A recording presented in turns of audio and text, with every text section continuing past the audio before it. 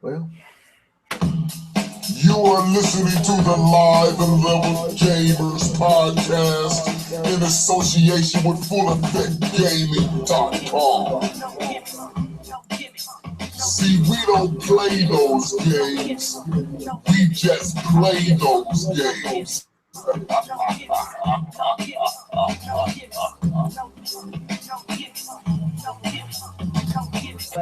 Level Head Game. John Shaw, the K-Bomb 20, D2K, Jedi Knight. The Live and Level Gamers podcast, where gamers talk to talk.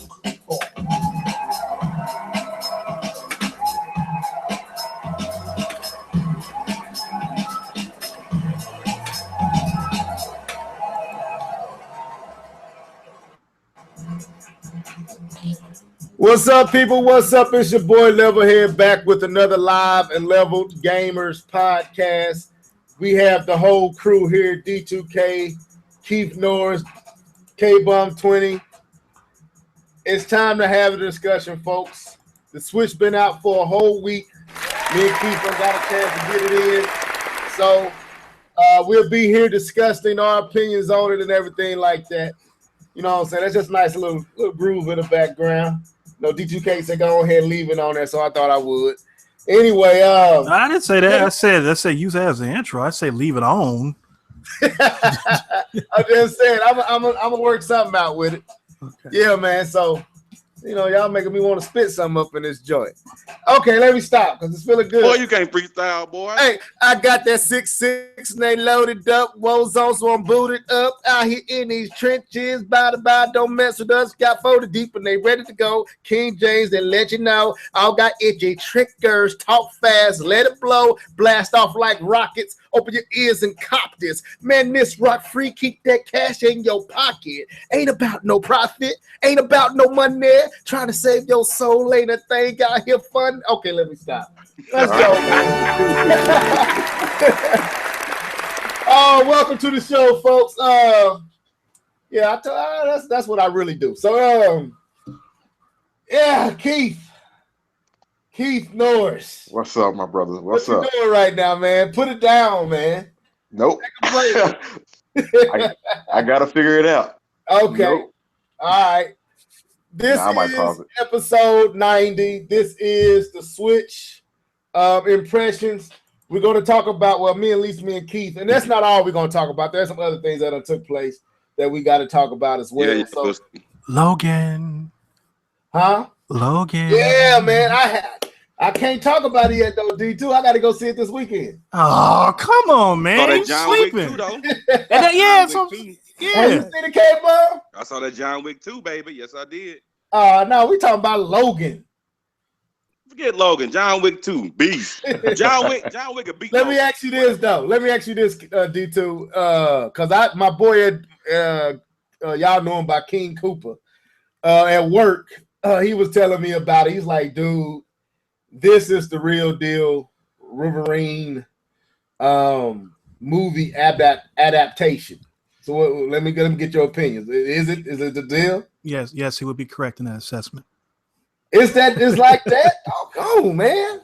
Yeah. I might have to go see it. If we don't get this weather we supposed to be getting, I'm gonna try to go out and catch a matinee early and probably take my. Let's put it this way: it's sad that this is gonna be the last Hugh Jackman Wolverine, movie. That was out of his words. So he said this is his last time he's doing Wolverine. This is the only time that he would do another one is if it's with the Avengers. Oh, that makes sense. I understand that. Feels for that though. Yeah, because they ain't gonna let that. I mean, from what Shaw used to say, they trying to kill off the X-Men. So I don't know. Well, they only trying to kill him off because Fox got the movie right. Right. That's why they kill him off. Well, anyway, so let's do this, man. We got already in there. Y'all got me rapping early. We this is how we do it. So anyway, Let everybody introduce themselves, even though I have. Starting with DK, man. Say your what's ups and everything. What's up? And something bad just happened to Keith. What you mean? He just died? No, I didn't die. I fell. All right, go ahead and introduce yourself, Keith, and tell them what you doing, man. Well, say that because we're gonna say what you're gaming on because you're gaming right now. Go ahead. What's going on, everybody? What's up, everybody, man? I'm ready to talk about this Zelda and this Switch. My heart just broke, so it's all good. K-Bomb 20, go ahead, bro. Hey, yo, what's up? K-Bomb 20 out here eating on this Chinese fish food, but it's fire, though. I'm going to try not to choke and spit and chew on the mic, but this food's good. So let's go ahead and do this. So, of course, we always start with what you've been gaming on. So I'm going to say, Keith, I'll let you go before me, Keith. I'm going to let these other guys go first. Started with D2K, man. What you been gaming on here as of late, man? Well, as I was telling you before, Sunday I didn't have to, but I went to my godson's birthday party, and after the birthday party is over, went upstairs and I played the Switch. What? Yeah. So I did get a chance to play it. No, I don't have it on my. No, he got it. He has it. Yeah. Okay. So I got a chance to play it. I played Fast Remix. I didn't play Bomberman, but I watched him play it, and I play a little bit of Zelda. So, all right, so he'll be able to get some impressions then. That's dope. Okay. Say the impressions so when we get to there, but so that's pretty cool. I got the fast racing, fast RMX and everything, so we can talk about that. But from observing Bomberman, would you say is worth the purchase? Because I'm hearing mixed views on that. If you're not a Bomberman fan, leave it alone. Get something else. Yeah. Okay. That's kind of where I came to with where I'm not a Bomberman fan, and what I'm hearing is Bomberman. And so anyway, that's what's up. I didn't know you got, so we can have a legit conversation. K-Bomb, have you got the chance to play the Switch as of late? Man, you know I ain't playing no Switch, man. Go ahead, what you been gaming on, man? I'll tell you what I've been chewing on. I hope what you eating is good, because you sure is smacking on it for real. My bad. I just put a whole thing of rice in my mouth when you asked me the question. So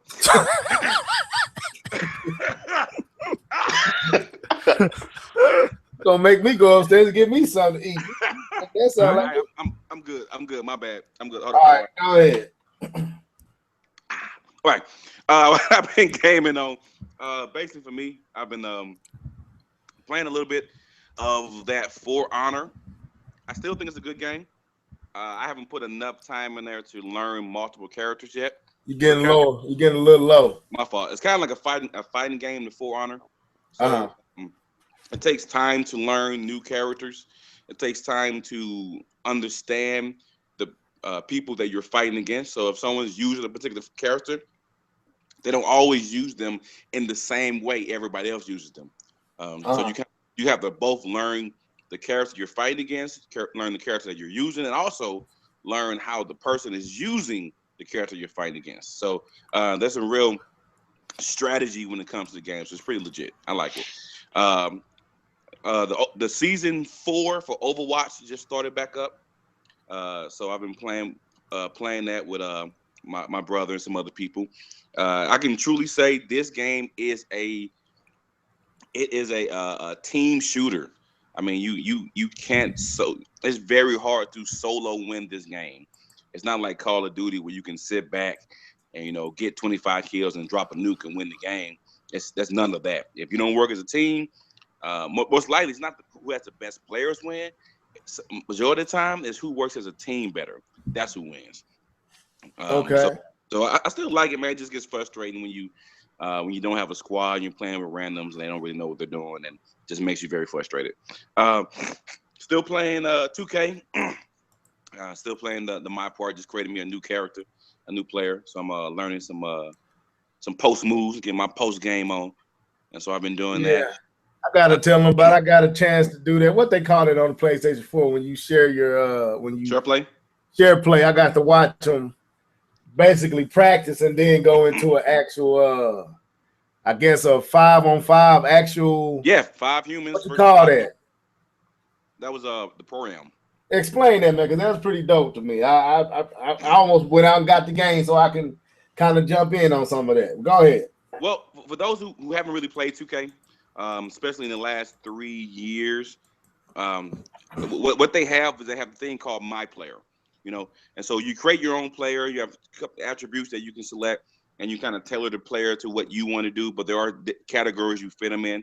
And so the player I was playing with was a guy who was considered a post scorer, which means I'm really good in the post, but I can't shoot threes or something like that. So, but I'm really good in the post. And so I took that player and I get his attributes up, and I try to make him better in the things and like post moves and stuff like that.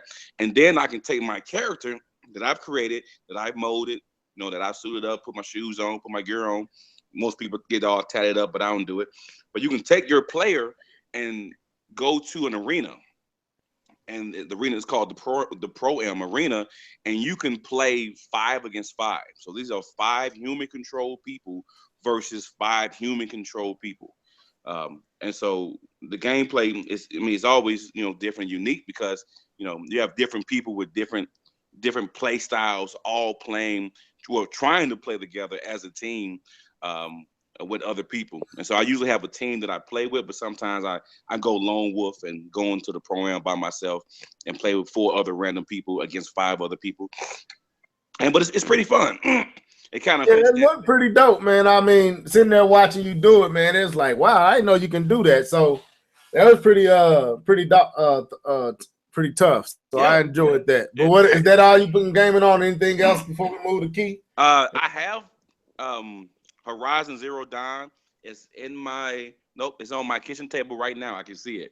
I have not taken it out of the GameFly package because I know once I start on it, that's what I'm going to be gaming on for a while. And I'm still trying to knock some other things out before I hop on it. Okay. All right, cool. We need to get that. We need to get your opinions on that. So you need to go ahead and hop on that soon, and whatever you got to get done to get it done, so I can hear something, because that's another game I'm curious about. I got to actually play. I didn't get it. I got to play that a little bit too on Sunday. Okay, cool. Yeah. We can scroll, kind of dig into your thoughts on it. All right, Keith, what you been gaming on, man? And we don't want to hear about the Switch. So what else you been gaming on? Go ahead. Oh man, I don't know what you call this game right here, man. It's new, just came out. The Legend of Zelda Breath of the Wild, man. This game is the truth. I never heard of that game. What's that? Does it have trailers for that game? The Legend of Zelda Breath of the Wild. Is that new? It's a new franchise? You know what? It feels like all the stuff that they put in this game, it feels like a brand new breath of fresh air. No pun intended. This game is incredible. Level, how detailed you trying to get me to go? No, we gonna go into details, so you can kind of say that, but just what you've been gaming on, give you a quick feel like what you're doing now. Then we go into details on it. Well, I'm playing The Legend of Zelda Breath of the Wild. The game is amazing. Take your time and enjoy it, and don't get frustrated like I'm getting frustrated right now. And okay, that's what's up. All right, same here. I'm with Keith. I've been playing that The Legend of Zelda Breath of the Wild, and I echo his sentiments. Take your time, folks. Enjoy it, because there's a lot to enjoy. I also have played a slim bit of Fast Remix or Fast RMX, and I've also played the demo Snipper Clips with my wife, and I also played with my aunt. So I played that. I jumped on, and what else did I play? I played a little Madden, but for the most part, it's been Zelda. Wait. Oh, what was that last thing? Madden. Oh, okay. No, that's what I thought I heard. Yeah, I said I played, but I only played for like a split second. It's been Zelda, and Zelda. Like I have anyway. So let's go here. So I forgot to mention, I got a chance to play. I downloaded the demo of Snipper Clips too, and me and my wife was playing it. She actually had fun. yeah, my wife was acting like she didn't want to. I don't know what I'm doing, and she said I was fussing at her. And the only reason I was fussing because I was fussing. Let me explain, because I love my boo boo, but my wife tends to act as if she don't she has this quit before she figure it out type of mentality, where to not look bad, she'd just rather quit and not do it at all. And that was kind of like, give it a try. Don't quit. I'm gonna show you how to do it. And I don't know what I'm doing. And don't yell at me. And I was like, oh, okay. Somebody else get this Joy-Con away from my wife, so I don't. But anyway, but eventually she got it, and we started having pretty good time. So I think I'm going to get Snipper Clips, $19. I'm gonna get that. So okay, that's cool. If it's only $20, then it's just $19. Okay. Now 1-2 Switch, I haven't played it yet, but I'm sorry, folks. I think 1-2 Switch should also be about $19. I don't care. Even though I haven't played it, just looking at it and we're hearing the testimonies about it, I still feel like that game is tech demo. Much. It's a tech demo. And tech demo for the Switch. Yeah, it should be $19, and I'll have all of them because I think everybody should have. I feel like everybody should have the ability to play 1-2 Switch. I think everybody should experience that, but that's too expensive. $49.99 is too expensive in Levelhead's book, so I won't be getting that one no time soon. And this is what I think of 1-2 Switch.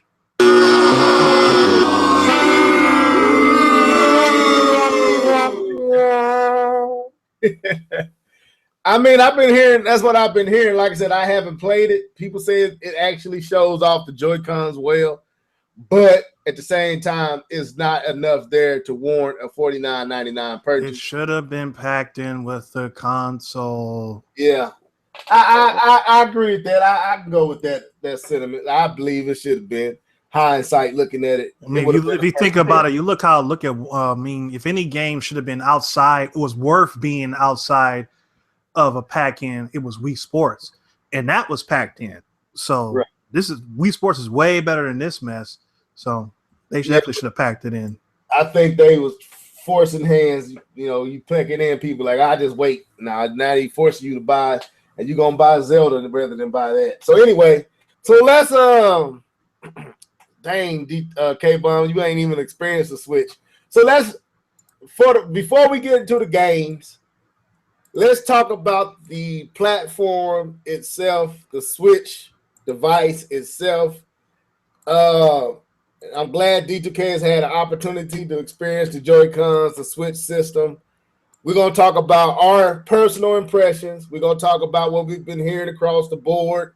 We're going to get into the sales, the records and all that stuff, the defective, the rummaging of defective devices and people complaining about scratch screens and all that. So we're going to talk about that. Then we're going to go to the games, and then we will get off of Switch and talk about other stuff because I'm going right back to the Switch when I get off here. So I'm Switch Utopia right now. But anyway, so started with D2K, and then I'm going to jump to Keith.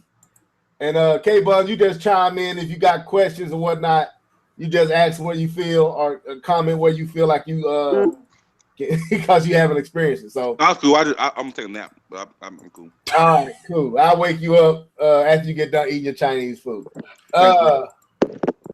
D2K, man, your initial experience with it, because you were one of the more on the fence, kind of like this ain't for you type of device. So give us your thoughts, man. After you have experienced it, what is your sentiments? Well, I ain't on the fence. This is just not for me. Right.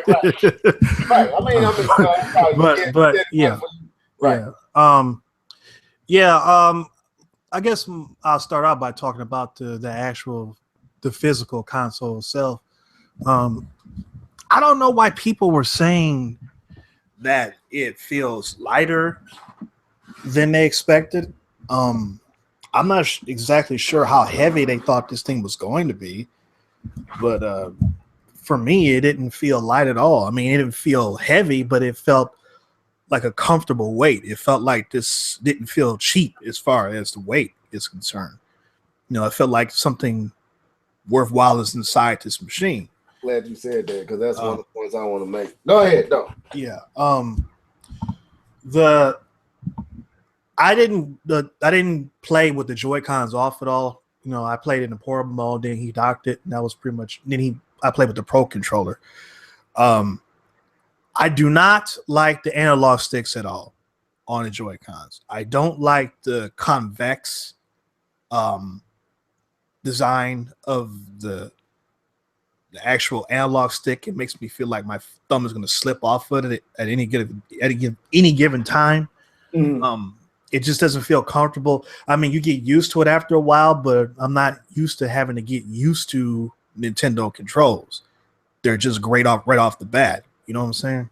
Yeah. You know, I've never going all the way back to the NES. Never had to get used to the NES controller or get used to the SNES controller. Get used to the N64. Even with an analog stick, which was something that was pretty much new, it felt right off the bat. It felt like, oh, I like this. But the analogs on this, I'm like, eh. And then it feels kind of flimsy too. It feels like, you know, it's going to wear out sooner rather than later. It just, I didn't like it. But the Pro controller feels perfect. Yeah. Pro controller feels that, I mean, it's a little bit smaller than I thought it was going to be because the pictures make it look really long for some reason. But it feels great. I mean, that's the way a Pro controller is supposed to feel. It's better than a Wii U Pro controller. It still has the same design for the analog stick. For some reason, the analog on the Pro controller felt better than the analogs on the Joy-Cons. I don't know why. But, you know, it felt physically the system looked pretty good. It felt pretty good. The first game I played was Fast Remix, and I'm a huge fan of the Fast Racing series, period. So I was anxious to play that game. And I'm going to say that, you know, even though, you know, the Switch doesn't upscale resolution to 4K, I was playing this on the 4K TV, so that might skew some of it because you put anything on the 4K TV is going to look better than a 1080p TV, even if it's not upscaling. But this game looked incredible on the TV that I was playing. I mean, to me, it looked like an arcade game, the way arcade games look now, where you have all the physics, you have all this the particle effects and all that type of stuff and the lighting, but you still have the low tessellation or the low polygon count, and you have the jaggies because there's no anti-aliasing. But it doesn't bother you because everything else looks so good. That's how Fast Remix looked to me. It looked like something that had been designed by Raw Thrills, which is a company that pretty much makes the best arcade games right now in the US, I think. And it's also a company that makes Cruisin' Blast. Yeah, like to have that on the Switch, please. You know, but you know, that's the feeling I was getting when I was playing this game. It felt like an arcade game. It really, the ambiance was really good, and it was smooth 60 frames per second and 1080p. I was really impressed with that. Bomberman, whatever. Moving on to Zelda. Obviously, Zelda is incredible. Like everybody else has said that's played this game. It's not anything that I didn't expect. There were some unexpected things. I don't quite understand. Well, before I even get to that part, I'll start with the positive things. I like the freedom of the game, of where you can pretty much just create your own game based off of where you're going. I just jumped on a horse because he had already played it for a while. And he got a nice outfit for Lincoln. He had a horse and everything. He had cool weapons. So I don't know, it was in the woods somewhere, and I just started riding a horse until I got to a village, and I just started randomly talking to people. And there was 2 little kids running around, and I talked to them, and they're saying, I know where you at. I know exactly. Yeah. And they're saying blah, blah, blah, blah, blah, blah, blah, blah. I don't remember what they were saying. But then I had to go. I went somewhere else. I think I went to the top of this cliff just to try to check out how the parasailing thing works. So I went up there and I did that, and that's pretty cool. And I climbed my way back up the top of the hill to get my horse back and go back into the town. This time there was a woman walking down the street, and I went to talk to her, and she said, "Oh, I got something really important to tell you, but I can't tell you right now because I'm tired and I'm going to go home. I'm going to go to sleep." So she starts walking up this pathway, and I followed her. So I followed her. I was like, "Oh, I'm coming too." So I followed her where she was going, and I went all the way to her house and then went inside the house. There was there's no cut scene that goes from another, from going inside to outside like in previous Zelda games. You just go inside. And then I go into the bedrooms, and those are 2 little kids that I talked to earlier. They're in the room sleep. So I'm like, oh, that's kind of cool. That's all tied together like that. And then I did a trial where it's weird. It's like, it's this big, like, it's not like a dungeon, but it's kind of like dungeon-esque looking room. And there's this big cage that has a ball in it. And you talking about a shrine. Yeah. And you have to use the gyroscope. Well, I was using it in the Pro Controller to get this ball to the edge of the structure and then flip it up in the air. So so it will go into this other part and roll down and rest into this little spot so they'll open the door.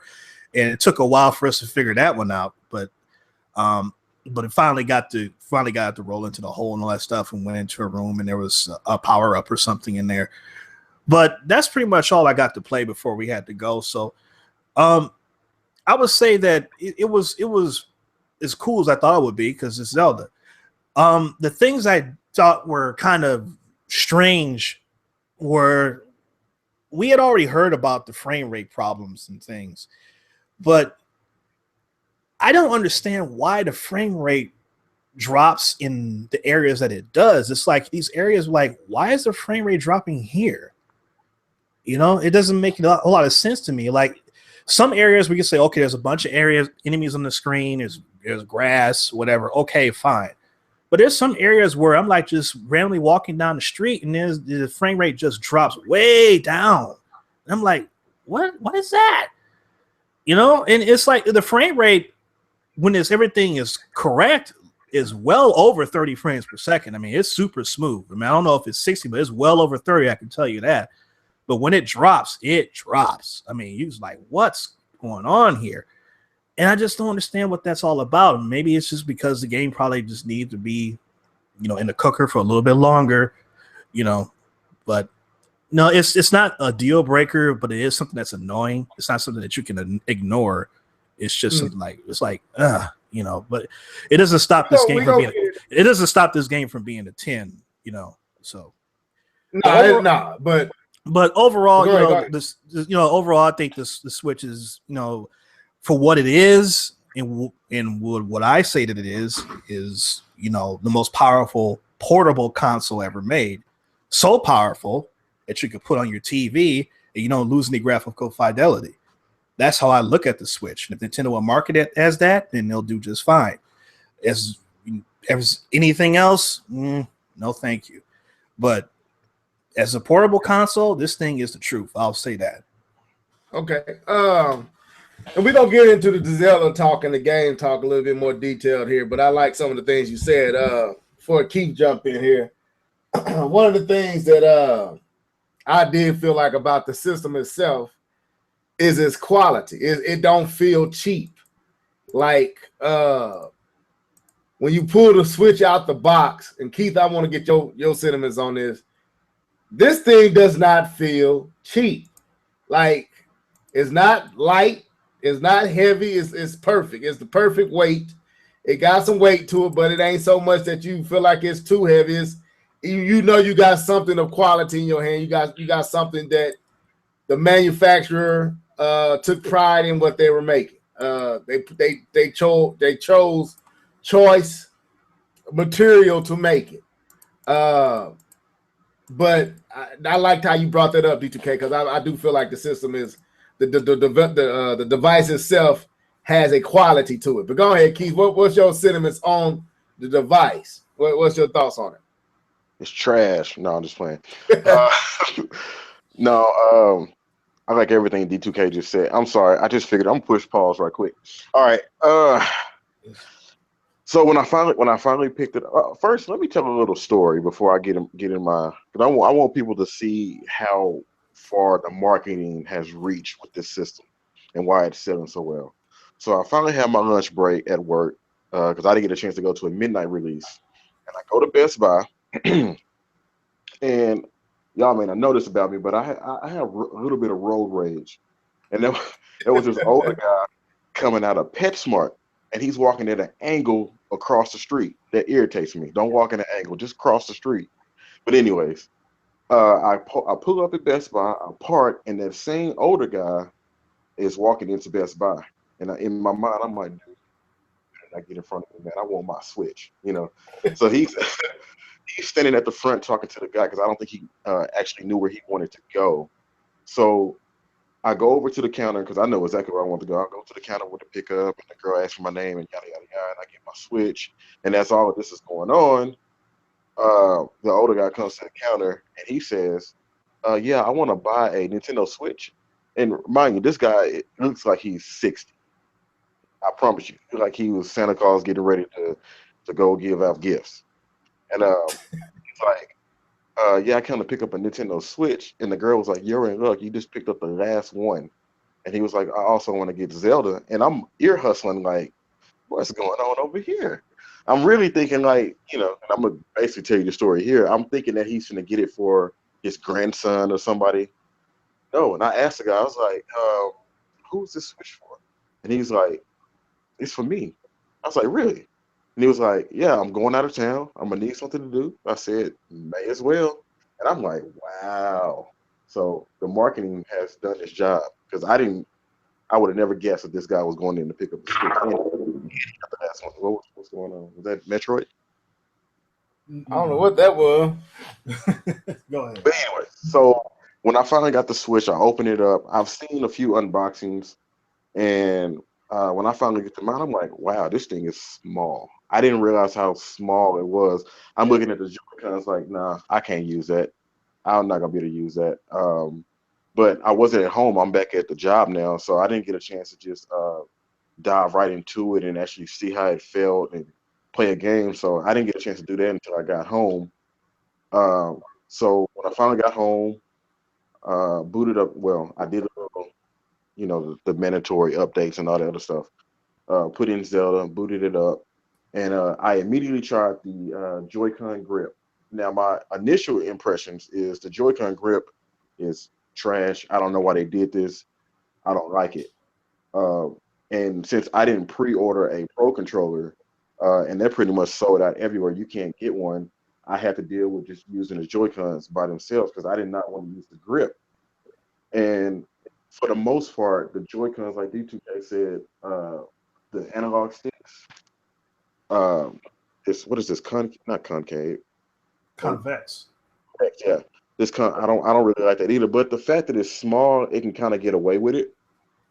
And the buttons are tiny. And I didn't like the placement of Evan. I don't like the placement of Evan R. But that was my initial impression. After playing Zelda for almost a week now, um, they're comfortable. You have a Pro controller. I do not have a Pro controller. Okay. All right. Go ahead. Yeah, I can only speak to the Joy-Cons. After playing them I guess I had to just get used to the positioning of the buttons. Like I said, my initial impressions of the Joy-Cons and the grip was like, man, I don't like this. But and I was listening to the Juices Loose podcast with Terminator Juice, and I want to shout out Mr. T because he was saying that he liked the Joy-Con grip, and he was like, you have to change the way you want to hold the thing, and I was like, because when I initially got the Joy-Con grip, I wanted to hold it like it was an Xbox One controller or a Wii U Pro controller, but you can't do that. You have to hold it a little differently, especially if you got nice size hands. So now that I kind of hold it differently and think of the controller not as one of those, but something different, it actually works. I'm actually using it right now, and it feels pretty good. So kudos Nintendo, because I didn't think this thing was gonna work. It looks funky and weird, but it actually works. I like it. And like I said, I had to get used to the button placement. Like everybody else about the Nintendo Switch, it's bare bones. There's not much to it outside of just playing the few games that's on there. Um, but we already knew that going in. So nobody should really be surprised about that. Nobody should really be mad about, oh, the Switch doesn't have yada yada yada, Netflix, blah blah. Of course, we want these things. We want all the features and stuff like that. But we already knew that going in, so I had already made up my mind. I guess the one thing people probably really want to know is, do you need a Switch right now? I can honestly say no, you can wait. Especially if all you want to do is play Zelda and you have a Wii U or you know somebody who has a Wii U. I would just play Zelda on there. Yeah. But for me, and this is literally my first day one console ever. I just wanted to have that experience and get it out the way too, like we said on the last podcast. What else was I going to say? The one thing that I don't like about this Switch, and I know it's right, it's just a right now thing, friend codes. I don't know if D2K even dove into that. We're going to get into it. We're going to get there. We're going to go there. So, I'm gonna have to get this sound I kind of want again. I kind of want to stay like we're gonna get to the. I want to stay on the device itself. Like I was listening to you, Keith, and you was talking about the Joy-Cons. I'm gonna give my take on the Joy-Cons. I do have a Pro controller, so I'm with D2K all day long. To me, the Pro controller is the way to go, in my opinion. Now, I'm not saying you cannot enjoy the Joy-Cons in the grip. I played it that way. I tried it out. I don't like the placement of the analog sticks. I don't like how separated they are. Like, not the fact that not the width, but the depth of, like, one is very high, the other one is super lower than, you typically used to. It feels like they cut the 3DS or the DS controller pad in half and slid those into the grips. That's what it feel like. The buttons feel like the 3DS to me. I don't like the L and R triggers. I don't like the position of them. But I will say this: it's something that I can get used to. I can adjust and play it like that because I play it like that with the Switch, with the Joy-Cons docked to the Switch. I like playing that way. That way is comfortable.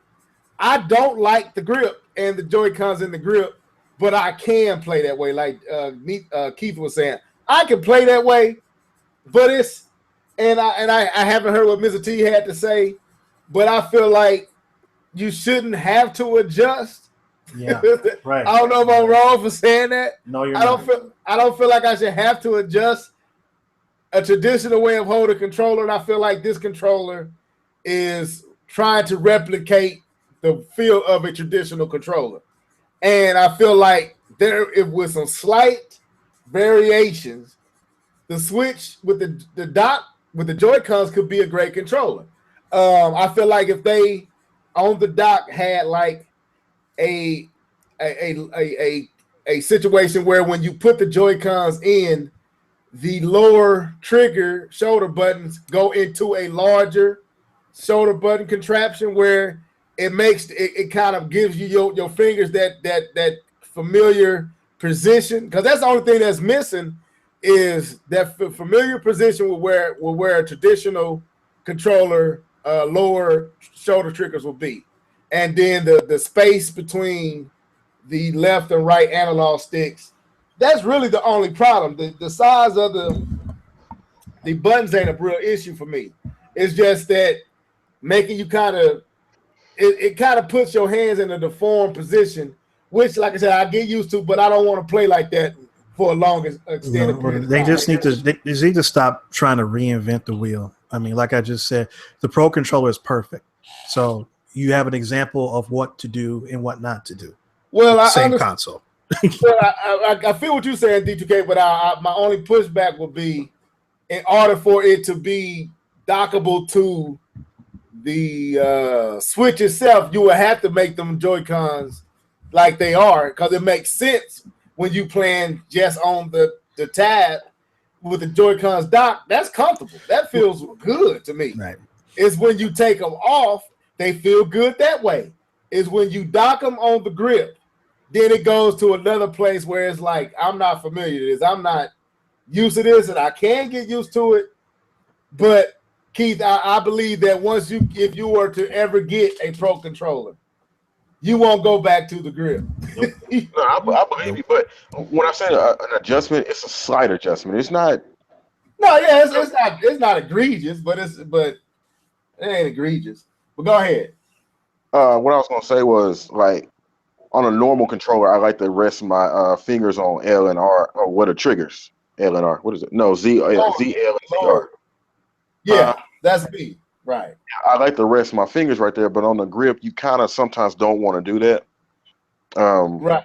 But if you're playing a game that requires you to have those twitchy fingers or whatever, I probably would try to invest in a Pro. I'm gonna get a Pro Controller anyway. You know. Right. I look at it like this: is that the Joy-Con grip is basically like an emergency controller. You know, it's just like a spare. It's not something that I don't think they really intended people to really do any serious gaming with that. It's just like, well, you have to use something if you don't have a Pro Controller. So here you go. It's a convenient item. It's not an ideal item. I agree with that, D2, because that's how I take it. The Joy-Con grip is a convenient item. If one of my partners come over and I'm playing something like let's say a Street Fighter, when Street Fighter show up, well, I got the Pro Controller. I might hand him the Pro Controller and take the Joy-Con with the grip, you know, being hospitable. But that still gives me a kind of traditional setup. But outside of that, and like I said, if you didn't buy a Pro Controller, it's convenient. It works. It is not like it's broken. It's not like you can't have the exact same experience that the Pro Controller gets. But if you want to feel more comfortable, and the Pro Controller, let me say this. To me, and this is God truth, the Pro Controller is the best feeling controller I ever had in my hands. It's better than the play. Like, one of the best controllers I ever held was the Xbox, both the Xbox One and the Xbox 360. Them are very comfortable controllers to me. I've heard that before. I didn't like the Xbox buttons, the 360 buttons, but on the Xbox One, I love that whole controller. Is a nice controller. It kind of got the game. It kind of got the GameCube feel, but with the traditional button setup. I'm not a big fan. I know K-Bun might jump in on this. I'm not the hugest fan of the DualShock. It's cool. It ain't uncomfortable, but it definitely don't feel like an Xbox controller in your hand. That's just my personal opinion. The Pro Controller beats all those controllers. The buttons are bigger, like the A, B, Y, X. Those buttons are bigger. Yeah. The analog sticks feel comfortable. The shoulder buttons it's just a nice controller. And only pushback is you got digital instead of analog shoulder buttons. That's what keeps it from being absolutely perfect.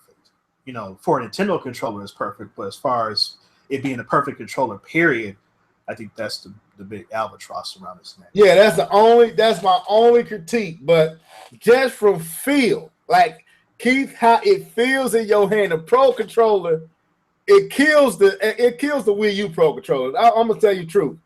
This device makes you know that the Wii U was cheap. It wasn't. The Wii U feels cheap. I hate to say this in hindsight, because I like the Wii U and I like the gamepad and but when you hold the Pro Controller and you go and you pick up the Wii U Pro Controller, the Wii U Pro Controller feels cheap. Now, the Wii U Pro Controller felt cheap compared to the Xbox and the PlayStation controller. But it was doable. But it did feel like cheap plastic. It didn't feel like Nintendo did they due diligence outside of the battery life. The Pro controller could have been a little bit better constructed. But you can tell the difference in what Nintendo invested their time and research in and what they did with this console. Right. We'll get into that later, but right. So that, and then the Switch itself, it's just beautiful, man. I mean, it feels like when you open up something like an iPad or a Samsung Tab, it's beautiful. It feels like Nintendo really thought it through and built a quality device. Now, I feel like one of the hiccups was the way that they packaged it. I think that when you open it up and see that the Switch device is right there at the top, like it's only a piece of cardboard separating the Switch screen from the outside of the box, I thought that was kind of strange, but I think that might be playing a factor into a lot of the issues and defective devices, because typically these devices be really packaged in a way that if it fall or shake is in there real sturdy, but the screen was right up against the outside of the box. I don't know, Keith, what did you think about that? When as soon as you pulled it out, you saw there go the tablet right there. It ain't nothing between it and the cardboard. I didn't really have a thought about it. I just okay. It was what it was. Most people are like trying to tear to get the thing hooked up and get ready to play. They're not paying attention to stuff. Yeah, I don't know why I paid attention to it, but I was like, wow, this is weird. This is strange. What if it would have dropped? But I found out that the screen is not glass. It's actually a high-tech plastic. But if you look at it, you would swear it was glass.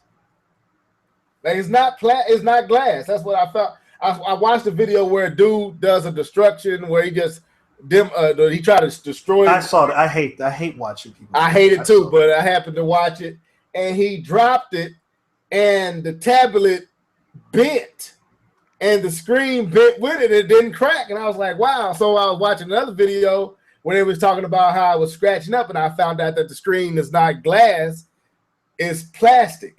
But touching it, I wouldn't have told you it was plastic. So it's very brilliantly built. I think they thought it through, like dropping it and different things like that.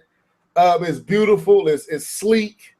It's it's appealing. Like when I pull it out, like my mom and my wife and my aunts and cousins all come over because I have some cousins down up from Texas. They here, and the son, my little cousin, keeps asking, "What is that? What is that? The Switch?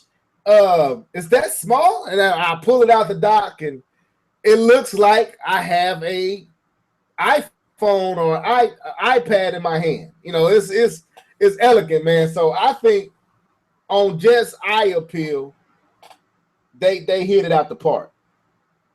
But let's talk about the Joy-Cons outside of the grip. How do you like the Joy-Cons? Going back to D2K, like, do you kind of started talking about it?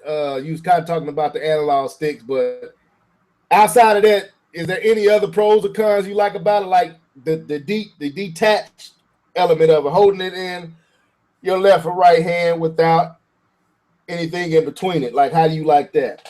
I didn't play with it like that, so I you never got a chance to play with it like that. I will say that I think that the Joy-Cons were ridiculously small. I would not. Yeah, they are small. I was not expecting them to be as small as they are. I don't really understand how somebody, if you got big fat giant grizzly bear hands and big fat sausage fingers, I don't see how you can play any game with the Joy-Cons comfortably for more than 5 minutes. I just don't. My hands are not that big. I got like medium-sized hands, and I'm just like, no. I'm carpet turtle. Here I come. I think I'm in the middle. I ain't got big hands, but I got pretty healthy hands. They all right. They are small. You're right. They are a little small, but outside of the grip, they comfortable. I have no problem with them holding it in my right and left hand, I'm comfortable with it that way. It's only when I put it in the grip. But go ahead, Keith. How you feel about it when you have them in your right and left hand? Like how you like the triggers, everything. That's the way I've been playing. Okay. So so you're not using the grip. You kind of discarded the grip. See if you get that grip. I'm using. When I first got it, I hated the grip, and now the way I'm playing it is dying in this Zelda game. Now I'm using the grip. Dang it! Hold on, let me push pause. I can't talk. All right, so the way I've been using them is in my hands. I didn't like the little strap things. They added this little girth to it. I had to take those off because I had to keep readjusting my hands. And let me tell you about them things. Those things don't want to come off. I don't care if you put them on there correctly or not. They do not want to come off. Yeah, I saw that. That's another con or another negative. Those, what I don't even know what you call them. Those strap extensions or whatever you call them, caps. You call them caps. I don't know what you call them. Straps. They cap off the grips. They cap off the Joy-Cons. But they like you said, they don't want to come off. Like I thought mine was messed up. I was like, man, maybe I got defective straps because when I put this thing on it, dude, I'm pretty strong, man. I'm in shape guy. I was up here struggling, like straining to pull these things off, and I'm like, man, this will either it's easy when you put them on the switch or the dock. I mean, or the grip. They slide in butter smooth, slide off butter smooth. When you put the straps on, man, that's like trying to break into somebody's house. It's ridiculous.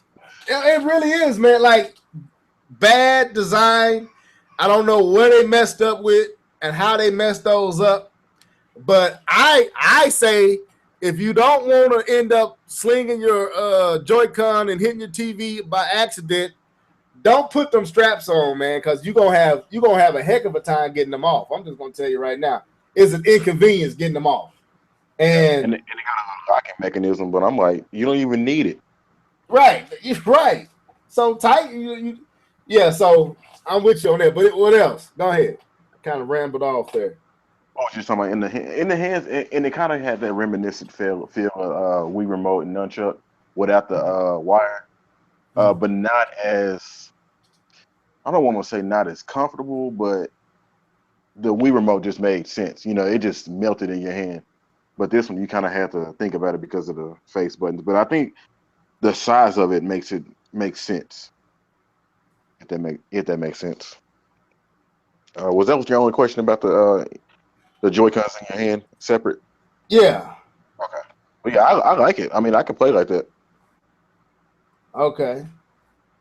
Dude said I'm snitching on myself. I'm trying to get where he coming from. I don't know what he's talking about.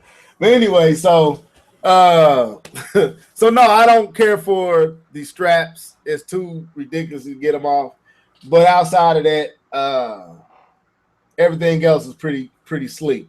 So let's get into the dock and the undocking and docking of the Switch. And I don't know, DGK, you said you got a chance to experience that. Let's kind of dissect that a little bit. Like I said, K-Bomb, you don't have to tune out the part, man. No, man, I'm in the comment section, man. Okay, cool. Having conversations down here. This is all this. Man, find out what this dude talking about. I'm snitching on myself. I don't know. I didn't even catch it. Okay, I'll find out. Well, let me find his name. Who is this dude? Cornelius Bornack, something like that. What are you talking about? Make yourself clear, man. Snitching about what? Anyway, you said like breaking into someone. Would you shut? Don't make me go outside of my Christian values and tell you to shut the up. Anyway, go ahead. So the docking and undocking when you first done it, was it kind of breathtaking? Like to literally put it in there and then pull it out and it's seamless like that. That kind of, seeing it on the screen and then doing it in person was a little like breathtaking. Like, oh, this is pretty cool. What DTK? What was your take on that? I think there needs to be some ground rules before we go forward. Is that there's never going to be anything about this console that's breathtaking to me. Okay. I thought you said. All right, so let's just get that out of the way right now. I don't know if this is the case for everybody's Switch, but for his TV, when he puts the Switch in the dock, the TV recognizes that it's the Switch, and it turns on and goes to that input where the Switch is plugged in, and there you go. So I think that's pretty kind of cool. That could be his TV too, though. It could be, but I mean, I just like how because we were playing it portable. And he said, "Well, when the dock," I was like, "Sure." So he docked it, and then the TV popped on. They said, "Oh, Nintendo Switch" came across the screen, so I knew what it was, and it went to the input, and it turned on, and then there it was on the TV. I don't like how it just kind of rests there. It just, it's not like it's loose or anything. It just doesn't feel like it's like that's it. I just lay it there and it works. I guess it makes sense, and it's not a pain or anything. It just feels you're expecting like all these commercials that you see in advertising. It's that the click sound. The sturdiness to it. Yeah, and you hear that when you click those little runner things on the side. You hear that when you click the Joy-Cons on and off and other stuff. When you put it in the dock, it's just like, okay. You be like, did I do it right? Did I, so I don't know. It's kind of weird. It just kind of just plops in there and it doesn't like lock into place, But I mean, we'll talk later on about the dock and yeah. But reason I said it could be TV because mine do that too. I didn't know if it was the Switch or if it does that. Sometimes it does that with my cable box. It'll just, if I turn it on, my TV will come on and go to that input. But so I didn't know if it was the TV or the dock, but it could be. It could be Nintendo. I don't know. Mine does the same thing.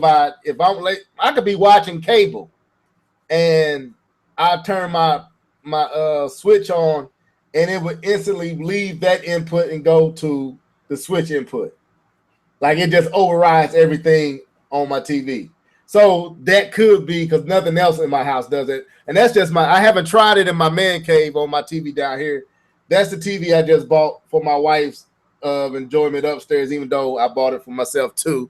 But it's the more high-tech TV, and it's up there. So I didn't know if it was a TV or the Switch doing it. So listening to you, D2K, I take it that it's the Switch causing it because in the comment section, other folks are saying theirs do the same thing. So, but yeah, as about to go to Keith here, but to me, I at first when I put the dock with the Switch in the dock, I agree with you, D2K. At first I thought something was wrong, and I was scared. I didn't want to push down on it too hard because I didn't want to break it, but I did feel like it wasn't in there. And I was like, man, this should be some clip or some snap or something that alerts me that it's in position. It just sits in there, just casually. You sitting in there and it just rests there. So I watched other people. Like I remember watching Angry Joe. I just happened to catch his video and he was literally pushing down on it and all. I was like, dude, you gonna break something. You better let that go. You don't care. Yeah, but I agree with you. At first, it was kind of jarring that it didn't snap into place, or there was this firm, thing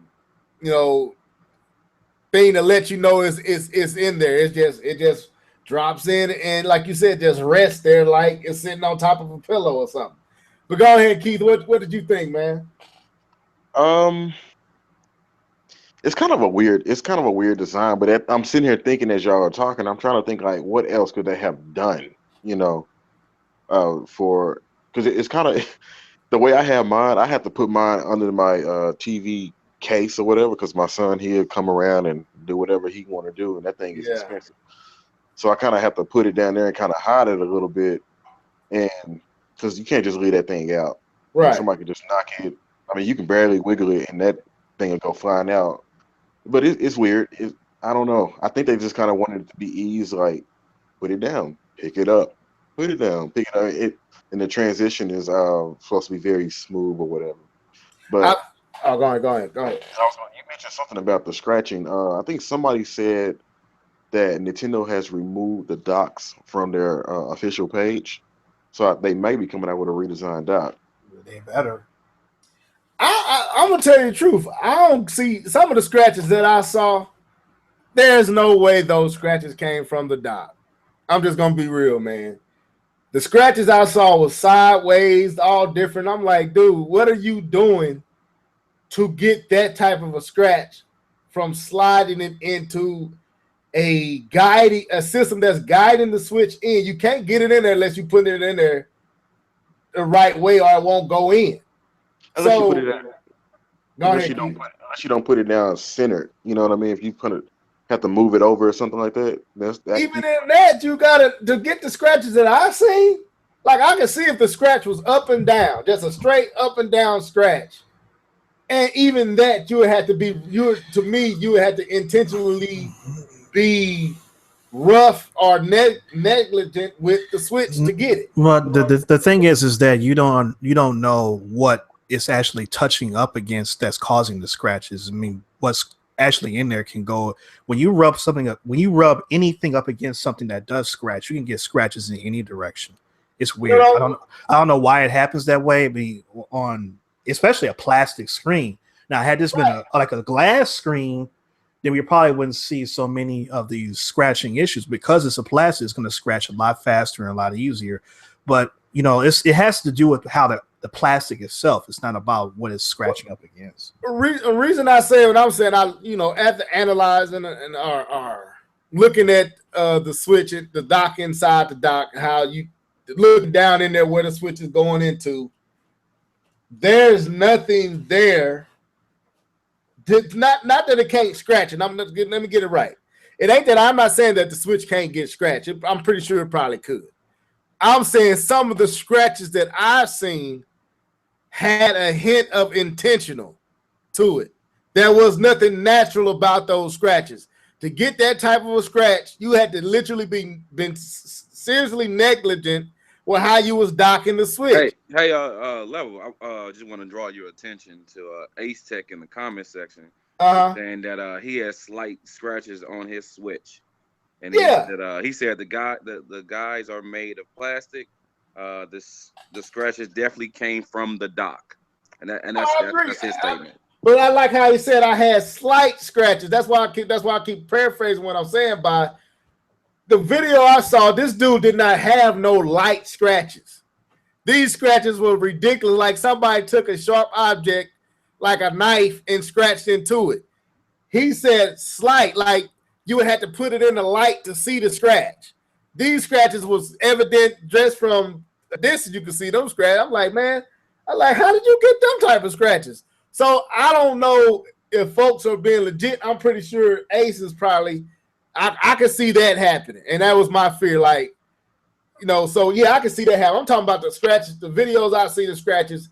Dude, it ain't no way. Dude, I got this plastic coat on my CDs for my music. I couldn't make this thing scratch up like that.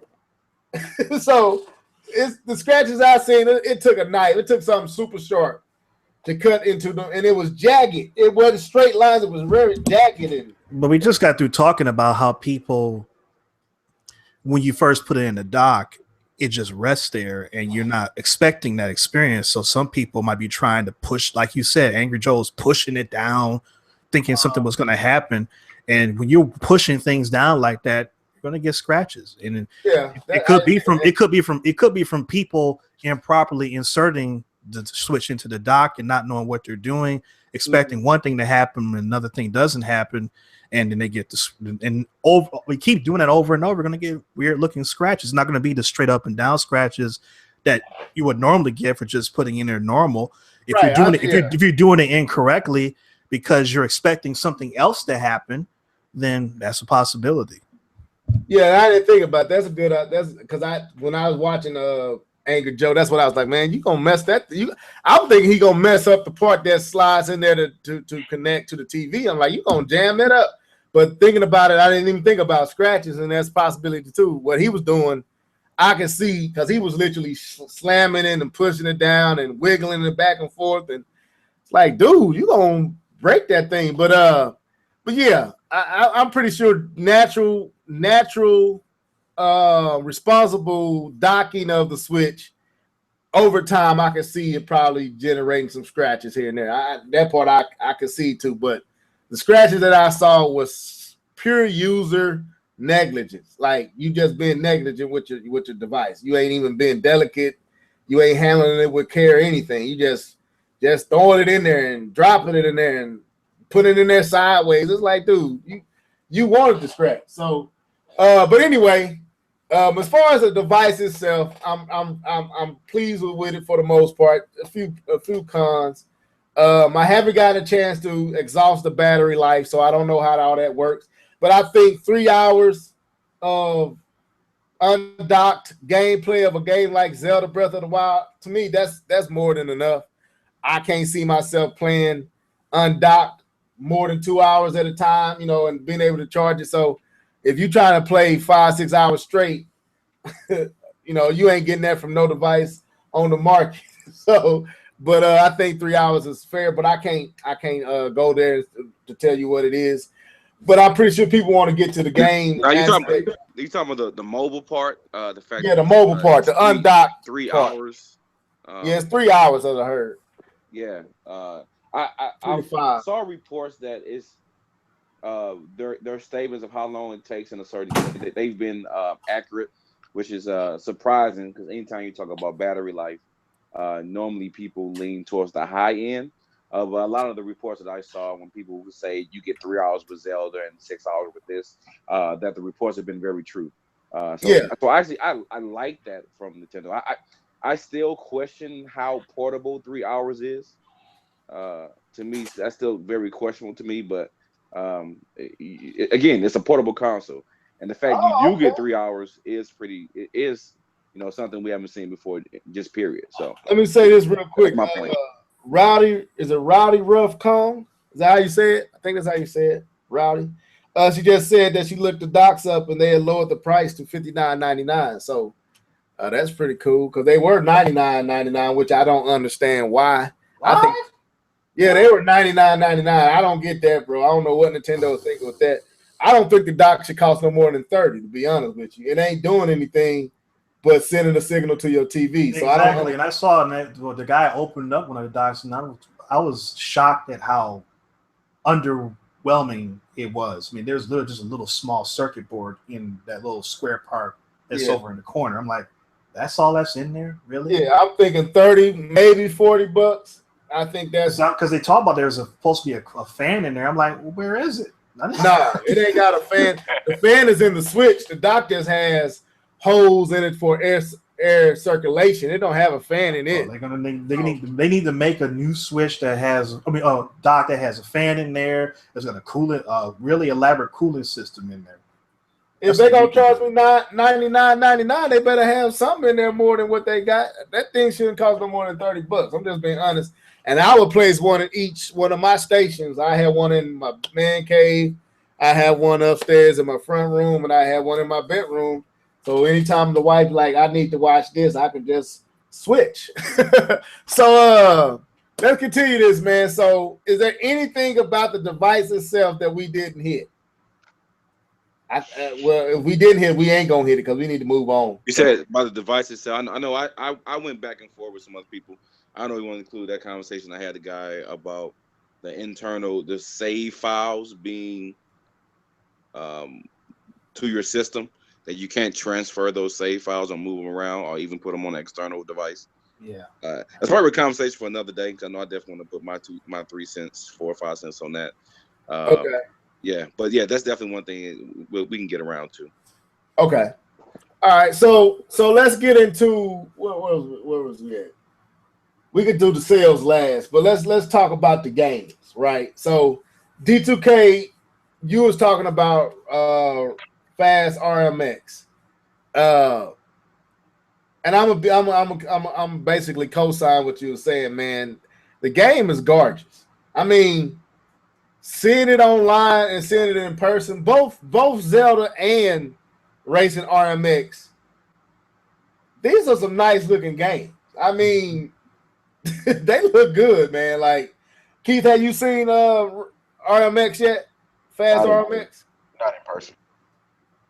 So I've seen the demos and stuff like that. Not demos, but gameplay of it. Dude, I'm gonna tell you the truth. You don't really get the true how that game looks from YouTube. You really seeing it in person is it's not Zelda, it's not F-Zero. It's not as good as F-Zero, but that switching between colors gives it its own identity. Like the concept is like F-Zero and Wipeout, but the nuance to it is your boost is controlled by switching between the color grid. So it's a blue and a gold boost pads or boost strips. And the concept of the game is you have to manually switch the color of your ship to match the boost strips to be competitive. And I played online, I raced a few people online, got my butt handed to me because I had never played it I didn't play it on the Wii U, and I didn't get the concept on the Wii U, so I didn't quite get it the first time I played it on the Switch. But once I got it, I got like sixth and fifth place. I never got first place, but it's pretty good concept. It don't control like F-Zero. It don't have the same flash as F-Zero, but it's definitely a nice looking game, and it's definitely worth $19.99. But go ahead, D2K. You had already talked about it. Go ahead and share some more on it. Hold on. Never, are you playing an indie game? Bro, yeah, I'm playing an indie game, man. And I'm thinking about buying that Shovel Knight. I'm on the verge of buying that Shovel Knight, man. That's good. Shovel Knight is good. So it's $9.90. I think it's either the one of them is $9.99 in the eShop, but I had to go there and look at which one that is. I think it was the regular Shovel Knight that's $9.99. Yeah, I think I'm gonna get that because I haven't played it yet, so I'm gonna start there and then get the other one. But go ahead, D2K. You was talking about Race Fast RMX. Go into more detail on it, man. Since you got a chance, that's the one you got a chance to play the most. Well, I mean, it's pretty much a support of the Fast Racing Neo for the Wii. It just got reused. It's just got 30 tracks and a lot more racers. And instead of being in 720p, it's 1080p, 60 frames per second. And like I said, it's got a solid frame rate. Graphics look beautiful. I wish it's not about this game in particular, but I hope that at some point on the Switch they allow you to use custom soundtracks somehow. Whether that means load them into your SD card and playing it off of there or whatever, because the music on here is okay, but it's not. I mean, I wish I could put my own music on there and that could make it a lot more hype. But it's to me, this is my opinion. To me, if you're going to buy the Switch, the best game to buy, not named Zelda, is Fast Remix. That's just my opinion. Yeah, okay. I feel you. I agree. I can agree with that. That game is easily worth $60. Yeah.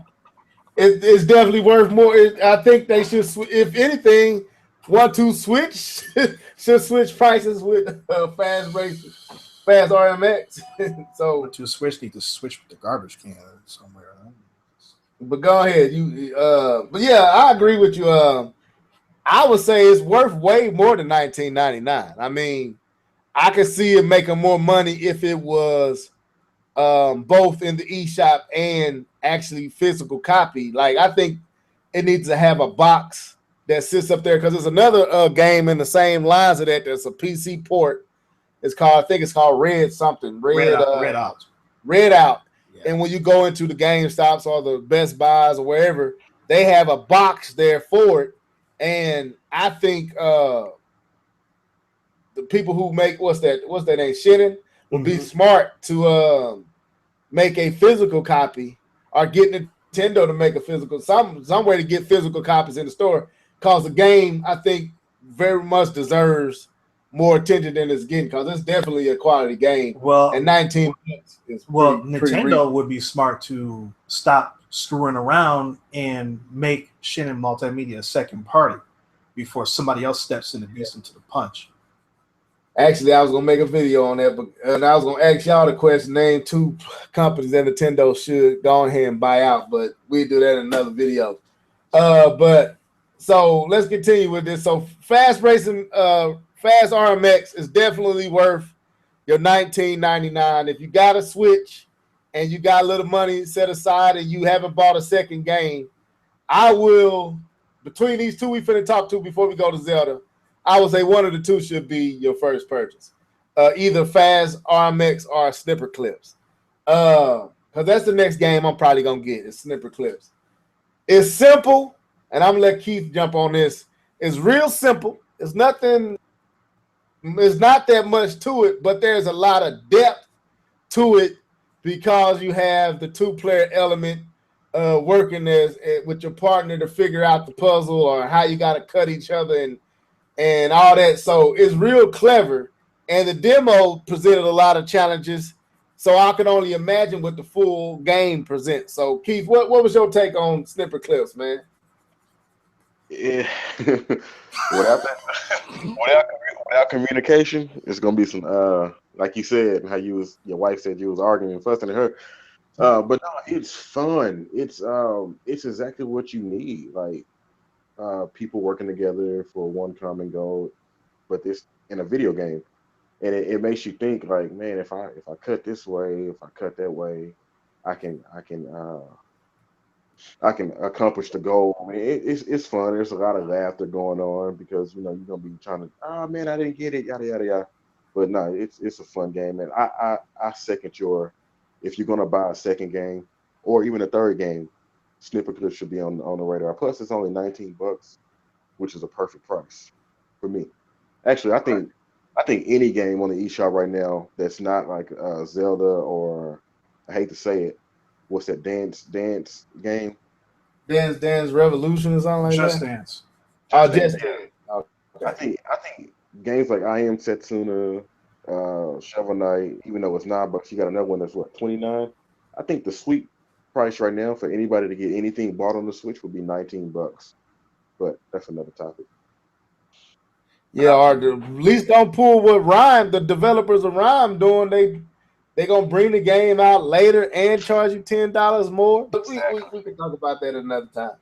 But yeah, go ahead, D2. You was gonna say something? No. Okay. So yeah, I think Snipper Clips is the sleeper hit. Fast RMX. I think everybody who saw that game knew that game was going to be legit, and we had an opportunity to play it on the Wii U. I did play the demo, and it was good then. I just never got around to buying the actual game. But I knew I was going to get this game, and listen to some of the cats in the comment section of that video I made. They kind of leaned me to that game, and then when I heard the price, I like, that's perfect because I bought a Pro Controller, I bought Zelda, I bought the Switch. My wife wasn't finna be co-signing another $60 or $40 game, so I traded in a few things and got me some money to buy me the what are those the points or the currency cards, and $19 is right up my alley. So let's get into this Zelda, man. Oh, may I ask, what did you trade in? Because I'm gonna tell you what I traded in. What did I traded in a whole bunch of old stuff like Naruto and stuff like that. It wasn't major. I traded in some major stuff. I got rid of Mario Kart 8. I'm like, I may pick it up again. And I got rid of that, but I'm trying to wait till Mario Kart come out. But I think I need to go ahead and get it out now because I think it ain't gonna be as, because I don't know if you noticed, Wii U games went down for as trade in. Like even the first party titles, you're not getting much for them titles now, man. So I'm probably follow your advice and go ahead and trade that in and get the money and just leave it on my balance. But go ahead. The other game I traded in, Smash Brothers. I I'm not even. You know what? Now that you speak about that, Keith, I know folks going to be upset. Only reason it's not like I'm giving my Wii U to my daughter. This is gonna be her starting system. I'm still scared that she ain't gonna take care of that gamepad, but once I get her room situated right to where I can store it in there with my little girls, because I got the twins and her and my son up, and he got his own little bachelor's pad. But I was going to get rid of Smash. I was going to get rid of a few games that I didn't feel like she would care for, because I'm not going back to the Wii U. So none of these games are going to be of value to me because I'm not going back to the Wii U. I'm just going to be honest. So I'm like, what's she going to like to play? I need to keep. So I'm going to course the Marios and the Mario 3D World, the Mario U and all that. I'm keeping that. I was looking at Smash. I was like, man, will she play Smash? And I was like, I was thinking about trading in. I was like, nah, I ain't gonna trade in. I'll let her keep it. But I did trade in something else. I won't say it here because I don't want to get the fan blazing in the comments. But I got rid of it. I got rid of Donkey Kong Tropical Freeze. You still have that? Dude, I never finished it. And then when I lost all my data, I had no desire to try to. Oh, that's right. You was talking about that. Yeah, I forgot about that. Yeah, so I got rid of it. And I didn't get nothing for it. That's what bothered me about it. Like, I really didn't get anything for it. I got more for another game than I got for. I think I got like maybe $8 for that game. Like, I was like, man, but I went on and got rid of it, man, because I know she wasn't going. It's too hard for her, and it's too hard. Period. Yeah, it was a hard game. So, yeah, folks. But I got most of the stuff I got rid of was old stuff, like on the PlayStation 2 and PlayStation 3. A lot of them games that I never played, like Naruto and others. I got $3 here, $4 there. Just clean off my shelf, man. I'm not trying to keep all this stuff. But go ahead. So let's talk about this Zelda, man. So, because I'm pretty sure everybody wants to talk about this. So, Keith, start with you first. All right. Is Zelda living up to all the hype that, the reviews? I'm gonna phrase this three ways. The hype that the reviews gave it, the 98 Metacritic. Is it living up to your own personal expectations, or has it exceeded them? And is it living up to being the greatest Zelda game of all time? Would you please answer those questions for me? And here right now. Go ahead.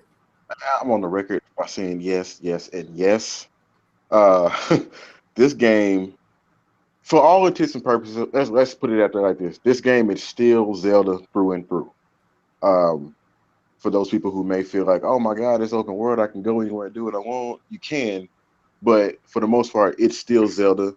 And if you've been a fan of Zelda, you're still going to appreciate and like this game. Now, they have changed mechanics. They have introduced a new physics engine that's incredible, that I think is the sole thing that takes this game over the top. Ocarina of what? No, I'm just kidding. No, this game is incredible. Everybody's gonna have their own experience when they're out exploring. Let's say it like this: you're gonna have your own experience when you're out exploring. When you're on the beaten trail for the story, I think everybody's gonna have a similar experience. But when you're out there exploring and trying to figure stuff out, that's all you. When you look at something, they say you can go over there and what happened to me? I was running in a field and a shooting.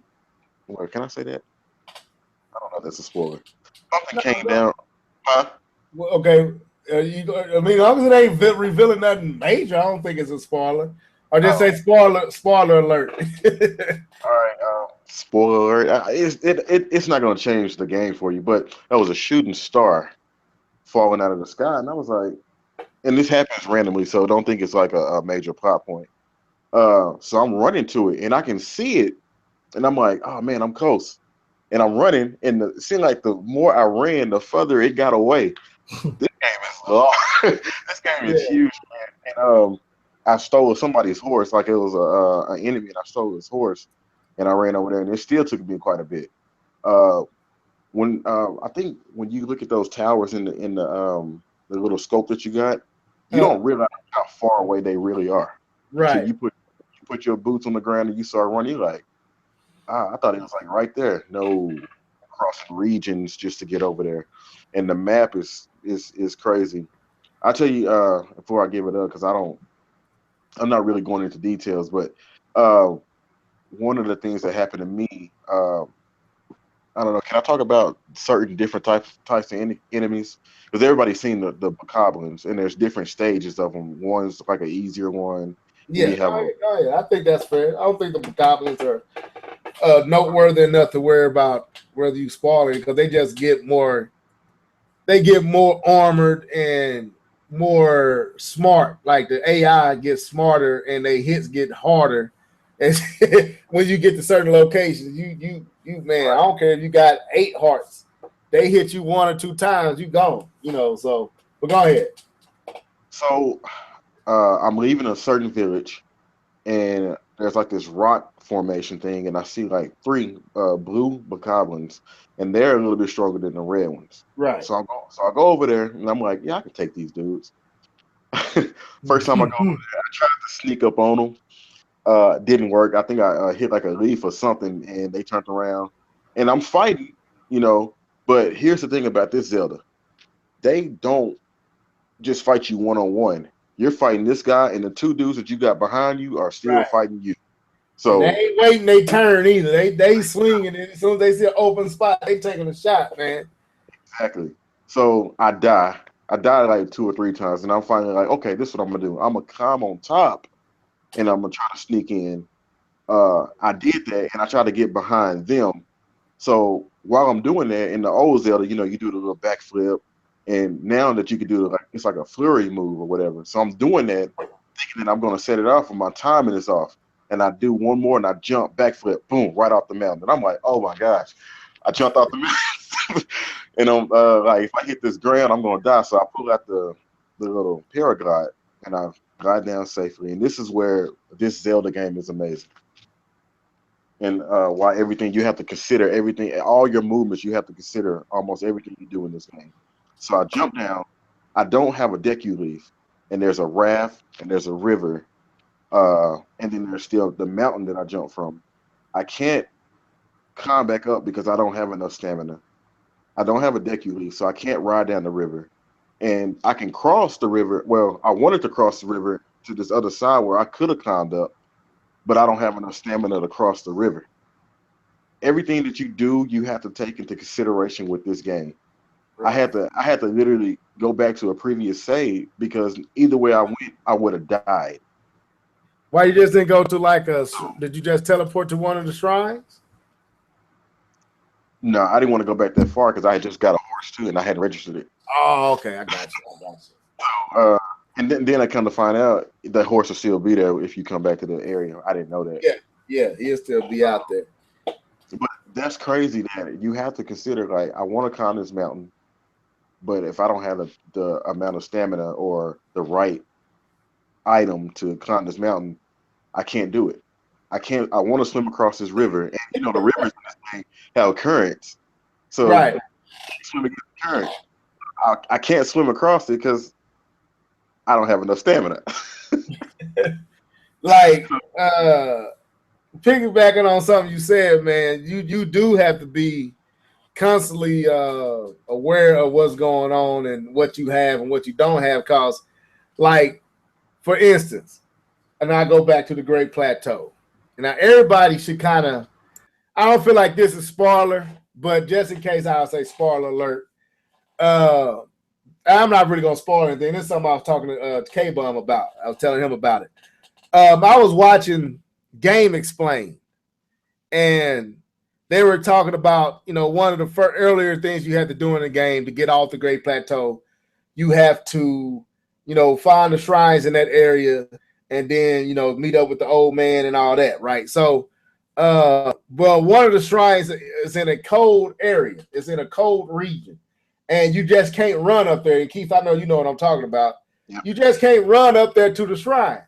Well, I ran up and was just eating, replenishing my health as I ran up because I had a lot of apples. So I kept eating the apples. So as I would lose health, I would eat an apple and warm back up. And then when I got to, it was a bunch of bokoblins or whatever, goblins or however you say it. They was around a campfire. So I beat them up with a little stick. And then I took one of their bokoblin bats. And I said, well, I wonder if I can light this on fire and just run up the hill. So I said, well, I wonder if that'll keep me warm. So I lit it on fire, and I began to run up the hill, and I wasn't getting none of my energy was draining. And when I got almost to the top, it blew up. You know, it reached this limit, and it evaporated out of my hand. So of course I'm freezing. I don't have any more apples, so I'm just hightailing it up the hill. So I get up there, and the old man is up there, and he's on the other side of the shrine. He's like, man, I can't believe you made it up here with the clothes that you have on. You must be really cold. And he said, you're really what did he say? Determined or something like that. And he's like, well, here, for getting up here, here's this. And he handed me the item I needed to be able to stay up there without losing health. Well, I was like, oh, I figured it out. So I do what I need to do. I get off the Great Plateau, and I'm out there in the wild doing what I'm doing. So I'm watching Game Explain, and it's like, man, this game has so many ways to conquer a task. And they got to talking about getting off the Great Plateau in that last shrine. It's like what they ideally want you to do is they want you to find that cabin so that you can. I never found it. So that you find the cabin, there's a recipe book in there. You go in there, you read the recipe, you cook it, and that keeps your temperature down before you can run up the mountain. Well, I didn't know that. So, and then they talked about another way you can get up there, and it's like several ways, but they never mentioned the way I got up there. That's the brilliance of this game. Like, I got up there from eating apples, lighting my bat on fire, and hightailing it up the hill. Other people got up there from eating the right concoction or the right food to warm their body up. Other people got up there from from some coming from a different angle. There's are doing tricks and things like that to get up there. We all got up there different ways, but the thing is, we got up there, and it's unique to you. Like, I don't even know where you at, Keith. I just figured out how to make the right concoction to even go to the colder areas. I just figured it out. Like, you really got to read what the item is, what it can help, and it kind of directs you on what to add to it. Like, this would be good for this if you add this and you add this to that. So I'm figuring it out. Like, there is one thing about this game that's so different from other Zeldas. There is no hand holding. D2K, there is no hand holding. They drop you off on the Great Plateau. You run out. You talk to that man, everything we've seen in every preview, and you're just left to your own devices. They don't tell you nothing. They don't tell you where to go. They don't suggest nothing. Only thing I think you hear the voice tell you to go one particular place. That's it. But outside of that, there's no direction. They don't teach you how to cook. They don't say, hey, you should mix. No hints, no nothing. It's just, if you don't talk to people, if you don't read every book that they have sitting on the table, you just up the creek. If you don't figure it out on your own, I mean, that part alone is such a departure from a typical Zelda game. It's crazy to me. Yeah, it's on steroids. I want to talk about that one area that you're talking about where you didn't know. So I did figure it out, but I didn't do it. Like, I got to the cabin, read the book, and I even talked to the old man. I didn't even do it what he told me to do. And I ran up to one of the shrines, and then I started to go up, and started to freeze. And I was like, oh, that's what he was trying to tell me to do. My bad.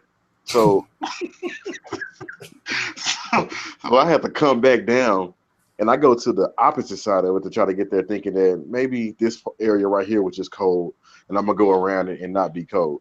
Didn't work. Still was cold, but there was somewhere where I can cook, and I ended up making the item. Now, if you don't have the cold resistant clothes and you don't have this certain food item, you will die. So it got nighttime, and I had already had the magnetic thing, whatever, and I was gonna make me a bridge, and I was gonna cross the river, ice cold river. Right. So and this is where the mechanics in Zelda will trip you out, because this is so simple, but if you've been playing Zelda throughout the years, this would throw you off too. So I didn't make the bridge perfectly. So I set it down, and I get ready to run, thinking that Link is going to automatically jump, and I forgot that I have to jump now, Yeah. and I ran right into the water. And when you get in that cold water, you're dead. You're like Right. you can try to get to the bank, but you're not gonna make it with 3 hearts. But No. yeah, that was one of the stories that happened to me. Gotta jump, Dude, gotta jump. go ahead, D2. I mean, I know you didn't get a lot of playthrough, but Well, I did want to ask really quick. I'm still here. I woke back up. okay. Hey, K-Bomb. Hey, guys. I did want to ask a question because I asked this question to Level when we Hey, talked. turn your mic up. You low, a little My low. fault. No, I asked this question to Levelhead when we were talking, and you got to think the podcast is long. Me and Level talk for about an hour easy without even trying. But I asked some questions Yeah. about, and Keith, I know you've played this game a lot, but how much does Zelda actually draw from The Witcher with some of the things that you've seen? Because I know me and Level had a good conversation about that, but you've played both, so I kind of want to hear your viewpoint of that. Well, I don't know what that is. Let me run away. Hold on. Push pause. Uh, I'm sorry. This game was amazing. Uh, the first open world game that I've ever played where it didn't load. Um, where it didn't load each section. You can just run across the map, and you can do things. I think the story may be a little bit deeper on The Witcher. No, it is a little bit. It is deeper on The Witcher. Combat, it's different. How can I say this? The combat is different, but it's the same kind of ideology, meaning that you have to prepare for battles. You have to prepare for battles on The Witcher. Like I remember fighting a wolf creature, and I had to get a certain oil for my blades. I had to make sure I had the right strong blades and certain bombs that I needed. But it's not the same preparation as for Zelda. Whereas Zelda, you have to cook certain foods. It's not necessarily the weapons that you have to prepare, but you have to prepare yourself. Well, maybe you do. I don't know. I haven't got that far. Well, I haven't played The Witcher, but going off of like K-Bum's testimony and others I've listened to, like what Kiefer said, with the bosses in this game, your weapons matter because some weapons gonna break faster than others. And then you can find certain weapons that are high quality that have long durability, like the shield, and like certain weapons when you hit something it takes off chunks, and then other weapons it don't do nothing. It's gonna break maybe 5 hits in, and then if you got a lot of weapons like that, there's one particular boss you ain't gonna win if you ain't got no arrows. Like the one I ran into, and I'm pretty sure Keith knows what I'm talking about. And one of the divine, one of the four, I mean, one of the divines, you ain't gonna beat it if you ain't got arrows. And I ran up in there thinking, oh, okay, I'll beat it with my, I got this weapon, I got that weapon. Got off in there, I was doing damage, at first when it was just hand-to-hand combat, but when he changed the floor on your behind and he pulled them pillars up, and it ain't that. I was like, dude, and he throwing all type of stuff at you, and the crazy thing about it, going back to what K-Bum was asking, gone are the days of 3 hits and you win. Throw the bomb in his mouth and run back up the hill and wait till it opens his mouth again, throw a bomb. No more of that. It's none of that. It's a long strip of energy, long life bar, and you got to work your way. You got to chop this thing down until that life bar is gone. And this particular boss, I had to leave the area. I had to go fill up on arrows and everything, and then I had to come back to fight it. And I died. I think I died in this thing at least 15 times. And I ain't never died. I think that's the most I've ever died. I have never died that most in any Zelda game combined. So you had to leave. You left and came back, thought you had everything figured out. And he's like, it ain't sweet. Still gonna die. No, I walked off in there after I figured out the puzzle, after I got everything to where I could even go in and face them. I think, okay, first of all, you got to understand, I'm at this point, I think I had 5 hearts, and I haven't even added any stamina to my character. So I get off in there, and I'm like, okay, this should be, I'm thinking typical Zelda. Oh, this will be easy. I'll beat him. I'm good enough. I'll time him. No, this dude lit me up to the point I gave up. I walked out and I transported to another side. I didn't come back for a good minute, man, until I had like 2 more hearts, and I went in there and died again like 5, 6 more times, man. And there was one shrine, and I don't think this is a spoiler. There's a shrine in the body of water. I don't know if Keith been there. And there's a lot of shrines and bodies of water, so it ain't giving nothing away. But this particular shrine is a combat shrine, right? And it's a major one. It's you have a minor, you have a then you have a major battle, like test you, prepare you for battle. Dude, I'm gonna tell you the truth. I don't know what Nintendo thinking. Nintendo did not hold back any, dude, they don't care about you raging. They don't care how many times you die. They don't show no pity, no sympathy, no nothing. If you can't beat it, you ain't gonna beat it. That's just how it is. If you ain't prepared, if you don't have the right weapons, if you don't go in there with the right food, if you don't go in there with the right arrows, you go get your tail handed to you. And it's one area where you run into this particular beast. I told K-Bun what it was, but you run in there after you trigger this particular thing. You run off in there, and I've never even seen one of these in a Zelda game. And he stands there and he stares at you. He don't even move. He just stares at you, D2K. And he just looking at you, I'm like, oh, he gonna charge me. No, he ain't charging you. He don't wait. He don't move until you pull your sword out. It's crazy, man. So I have noticed that the AI is a lot different. That they're like, I will wait until you move, and then I'm gonna move.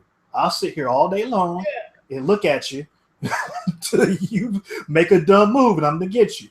And I like that. Like, I don't know if Keith know what I'm talking about. Like, he will sit there and he will stare at you. Now, if you get too close, he'll. And this thing is ferocious. It's like, dude, it ain't no. I'm talking about I got right now. I think I'm at 7, 8 hearts. One hit, I'm dead with him. 1.5 hits, because he hit me one time and he take me already down to like 1.5 hearts. And what area is this? I don't know if I know it. Don't tell me. Don't worry. I'll run across. I don't want to tell you, because when you see it, it's gonna catch you off guard, because it's not. There's a lot of things in this game that you just typically don't see in Zelda game, like in the Zelda, and it's just roaming this area, and I'm pretty sure it's protecting something, because every time I go to a place where there's something special, that there's a lot of type of enemies there that's extra powerful, and so I stumbled off in there, and I'm like, my aunt was watching me play. I'm like, yeah, I'm finna show off for my aunt. I'm finna go in here and handle this thing. I'm gonna dodge it up. Man, I went in there and I tried to dodge. He swung. I thought he was gonna swing one time. No, they tried to take your top off. He swung. I dodged the first one. I didn't time dodge it because he was swinging so fast, but I did jump it. I jumped the second one. I'm like, oh, he opened. Man, he came back around with that, and this sword was like at least the size of Link. He came back around that third swing. I was done, man. I can't beat this dude for nothing. And I don't even bother going off in there. So I'm like, I'm just gonna keep going to shrines and keep just trying to find new weapons. Like I ain't gonna tell you what I found, but I found some new type of clothing. I found a way to upgrade my clothing and all that. But one of the cons, man, and D2K brought it up, and we got to talk about it. As good as this game is, there is something up with the frames per second. Like he said, it just comes out of nowhere. Like it was worse in the Great Plateau. It don't happen as much out and about, but it still happens. And it don't ruin the game by no means, but it's just odd. It's just an odd thing. I haven't experienced that in Fast RMX, but it just happened. What happened? He chased me. What's chasing? His attack chased me. I'm gone. But go ahead. You probably fighting one of those. I don't. Anyway, you is it hopping around? Not that one. Not Oh. that one. It's one of them. Well, I don't know if you ran across the dudes will be disappearing. The dudes that be disappearing. They're like the Genji clan or something like that. Oh yeah. I'll fight one of them. I gotta find a hideout. But anyway, dude, this game is crazy. But let's get to this negative, man. This frame rate, Keith. I know D2K said something. You say you give your thoughts, and I'm gonna throw it over to D2K. And then the K-Bun, you got any other question, man? Just let us know. All right, before I go there, I do want to revisit K-Bun's question. Oh, snap, let me take my sword out. Just like it. I want to revisit his question, but I'm about to go get mine, man. You sitting up here playing. Go ahead. I play on PC too, and I'm always watching my frames. I'm always doing that and making sure the game is as smooth as possible. So for me, it's a little irritating. It feels kind of nasty when you see the frames drop like that, and you're like, I don't like that. But it doesn't last long. But Nah. I really don't like the fact that it drops frames. I heard that when you play it in handheld mode, that it's a whole lot better than it is on the TV. But, Yeah, I heard don't do it at all in handheld mode. But I don't like it, and I don't know what that says about the Switch's power. I know we don't want to get into that, but yeah. Well, I hear that the same thing is happening on both versions, so it's not about the. Yeah, that's what I was gonna say. I mean, it is, but it isn't. It's not like this. It's basically, obviously, if both systems are more powerful, maybe the frame rate issue wasn't there, but it's a problem with the Wii U and the Switch version in the same spots. You're seeing the same problems. Yeah, I would say that it's probably. I would say the Switch version is probably suffering from the build that was on the game on the Wii U. Maybe trying to get it out in a certain amount of time. They chose to go ahead and let that issue, I guess, escape. The floor like that. I mean, like Keith said, and DTK said it too. It ain't nothing that ruins the game. It don't happen. It don't stay drunk. It happened for a second, for a split second. You'll notice the frame rate would drop if you hit high grass, or a frame would drop if a character has fire on them, but it would just be for that split second. Then it go back to being as shiny and fast and crisp as it always is. But it just happens periodically, a whole lot on the plateau, not as much out in the wild, but it happens.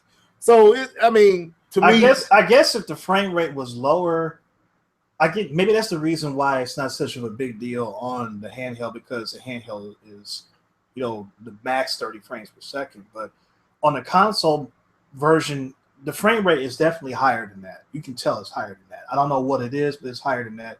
And when it dips down so far, it stands out more. Yeah, it does stand out. But I'm gonna say this, man, and I want to get y'all taken. Like I said, K-Bun, man, I want to ask you questions, but you can ask us questions. But from a K-Bun, take your mic off, K, because I think you can talk on this part.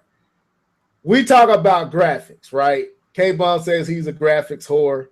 I like graphics, but I won't call myself a graphics whore. But I do respect graphics. I like beautiful looking games, like a game like Horizon Zero Dawn or Uncharted 4, stuff like that does capture me. I mean, Uncharted 2, one of the best looking games I ever played, and the visuals stuck out to me. There's something about Breath of the Wild's visuals that I feel like had they tried to go with a realistic, artistic expression, we wouldn't be missing something. Like there's something about, I want to get y'all opinion, just in an open field of grass, running up the side of a plain or a mountain. It's just something about that is exhilarating. It's beautiful. It's nothing there. It's not like it's anything but grass and Link running. And I don't know what it is, but it's something about it that make you want to do it more and more and more. Like, I don't know if Keith, have you experienced that at all? Kind of. I kind of like the way the blades of grass kind of sway. And it's realistic, but it's cartoon. Like the physics and everything is realistic, but it's still cartoony. If you want to put it that way. I would say I wouldn't go so far as with cartoony and I know it's a cartoon or is anime. It looks like Japanese animation, and it looks like you're playing. What's that? I heard it was heavily based off of that anime. Not Spirit Away, but Princess Mononoke. Yeah. If you ever watch that, and it's a strange, and if you look at some of the bosses in that game, you can see where they got the idea from for the Guardians, because they got things in there with the 4 or 5 spider-like legs chasing them in the plane. Dude, it looks like a Japanese animation. I don't know, D2K, you're animator. What do you think, man? Well, I know that's what Anuma was going for. I remember seeing the interview where he was talking about that he wanted to look like anime. And I think he did mention that particular anime or something that he was trying to target the visuals to look like that. It really basically it depends on the artistic direction of whoever is the chief developer of the game and whoever came up with the concept of the game, of what art style you're going to use. Sometimes you might have an idea and a certain art style works better with the idea than another. Like if I was going to do a movie about knights of like the Middle Ages and stuff like that, I would rather have a more photorealistic art style versus a cartoony art style for that. Not that it wouldn't work, but it would create more imagery in my mind and allow me to put myself in that spot better if it had that art style versus some other art style. I agree. The Zelda series has always been kind of like a fantasy, right? Big, magical, mystical type thing. And even though I can't call it photorealistic because it's because a cartoon, the models still look more like anime or cartoon, but like those Unreal Engine 4 tech demos done by Kryzen and Albert X. Wesker, those are photorealistic graphics and those look freaking retarded, but it still looks like Zelda though. It doesn't look like, no, this doesn't look like Zelda. No, it still looks like Zelda. It still feels like Zelda, yet it looks like you just stepped outside and saw all of this. So Zelda, I think I said this in a previous podcast, that Zelda is a game and a concept and an idea that can fit any art style you choose. There's nowhere that you can there's no art style that you can choose as, oh, Zelda doesn't fit this. Zelda won't work with that. No. Zelda is one of those few series that no matter what art style you use, it will do just fine. And I think that for this particular one, they had an idea of what they wanted to do, and this art style fits it perfectly. And I don't think anybody's going to complain about it. And it looks great for what it is. And you can't make it look any more realistic in that art style than they really did, if you really ask me. Yeah, I mean, and I think that's what I appreciate is the fact that they were not going for a realistic, and it to me it allows their.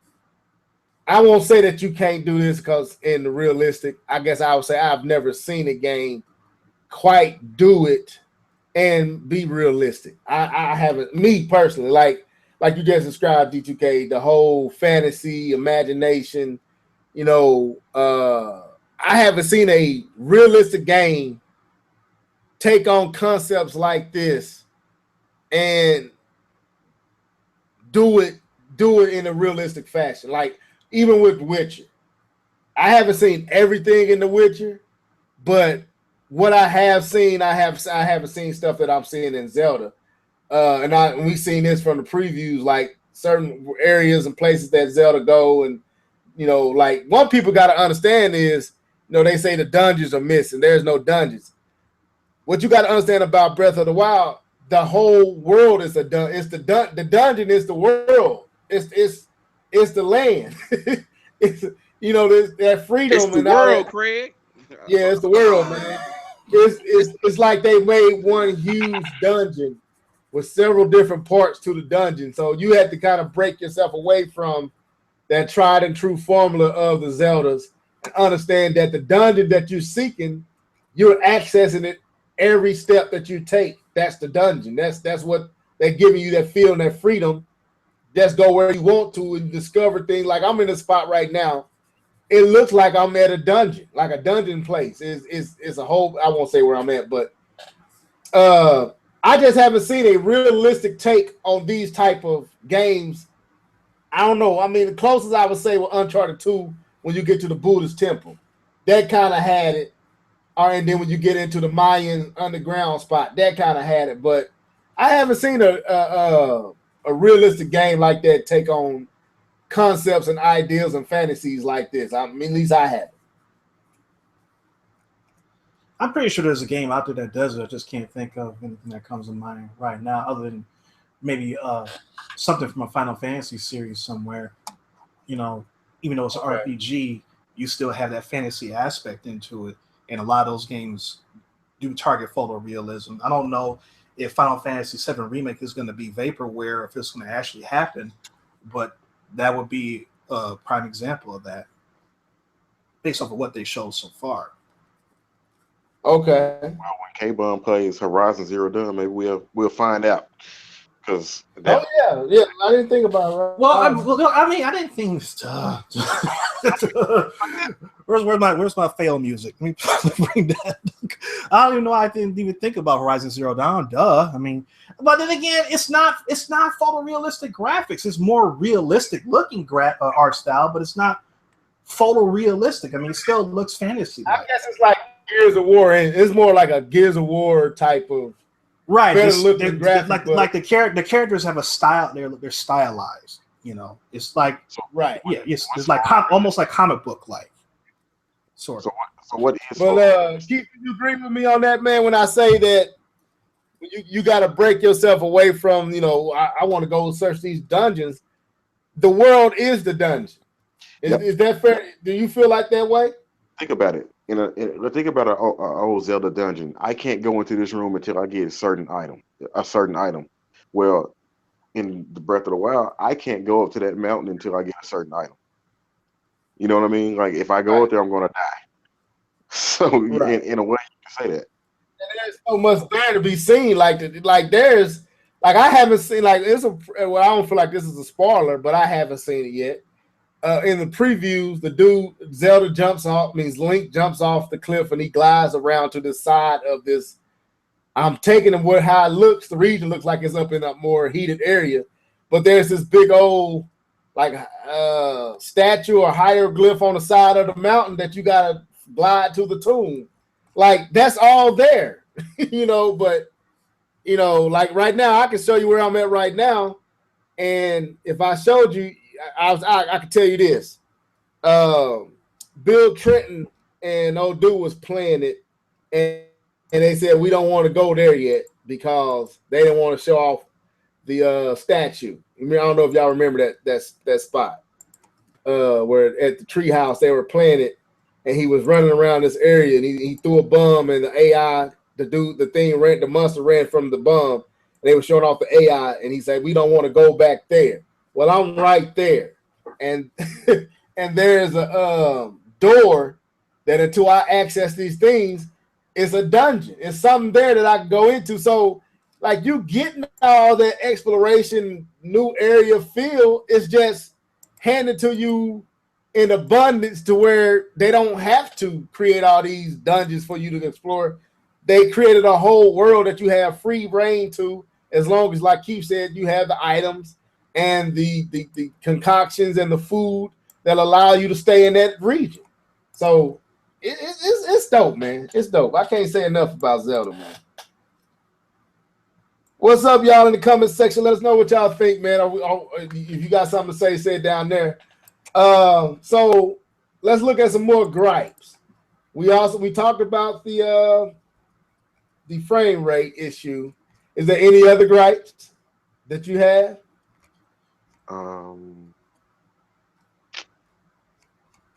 Dang it! I thought it was something that kind of made. I got one. I wish there was a way you could repair weapons, some of your weapons you can repair. Certain weapons you can. Really? You have, well, I don't know where you at yet. You know that I don't want to talk about. We'll talk off air. But yeah, you certain weapons that you get you can repair. Put it like that, or you can have them. I hope this might trigger you. If you talk to the right person, you can have it rebuilt. If you have the right items and the right metal, you can have it rebuilt if you break it. And you said I don't. You know what I'm talking about now? I don't know. I haven't talked to that person, but I can think of somebody similar or something. Okay. All right, cool. But I have one gripe outside of the frame rate issue, and that's the controlling of the horses. Like, I don't know how you feel about it, Keith, and I don't know if D2K, I don't know how much you feel about it. I feel like the horses are hard to control at times. Like, they won't go where you steer them to. Sometimes they go where they want to go, and it's like you fighting against the horse. Like, but don't you have to kind of train the horses though? You have to tame them and everything. They don't just you do. But I got one that's fully tamed, man, and I literally gotta work like heck to keep it from going left when I want to go right. I don't know if it might be me, but I don't know if anybody else is having that issue. You got to rethink the commands. What are that messed me up? That completely messed me up. You got to rethink them. When I was like, man, I hate riding a horse. I'm just gonna get off the horse. Now it's automatic, and you just kind of guide them in the right area. You know what I mean? You don't have to really do too much. It's more so the horse is riding itself. If that makes sense. Yeah. So what you're saying is I'm fighting against his natural instinct to guide me through wherever I'm going. Yeah. Okay, I'm gonna go up there and try because I'm sitting up and like, man. You know, I kind of remember him saying something about that on one of the treehouse events or someplace that the horse pretty much goes where you need to go, and you don't really have to make it go in a direction where you need to go. It just kind of goes there. We just kind of guide it along just a little bit, you know. I don't know. I know like some horses are harder to control. Like the wild horses are harder to control than the tame ones. And I know like you get some that are like, I got me 2 horses that are, you know, they far as their strength, they're 1, but everything else, speed and stamina, they 3 and 4. And but like I said, dude, one I got fully tamed, and it don't matter if I'm trying to hightail it out of somewhere, I can control it up to an extent, and then it just seems like it's fighting against me, and not because I rub the side, you know, and re-charm it or whatnot, but it still be hard to control. So I don't know if it's me, or I just want to see how other folks feel about it, but I'm having a hard time sometimes controlling the horses. But outside of that, I'm fine. Horses. Yeah. I don't know if I should say this because I don't think it's a spoiler, but you know when you go to register your horse and they tell you that you can now do the whistle blow to bring your horse to you. Yeah. I feel like they took a shot at Witcher and K-Mon. You might want to laugh. You might laugh at this, but they was like, if your horse is too far away and you whistle, of course it can't hear you because it's not magic. And I started laughing because I was thinking about Witcher, like you could be in an area and just appear out of nowhere. Oh yeah, that's shots fired right there. Shots. Demon I horse. didn't know that. Well, sort of, because in previous iterations of Zelda, it didn't matter where you were, you could just sing the Epona song and she would show up. Exactly. This new Zelda. So they could be. They might. I'm pretty sure they are taking a backhanded shot because Nintendo likes to do stuff like that. But they are still talking about their own stuff. Like it's not sweet like it was before. You can be several towns away and blow the whistle, and the opponent just shows up randomly. I think don't you gotta have like horses in different regions though?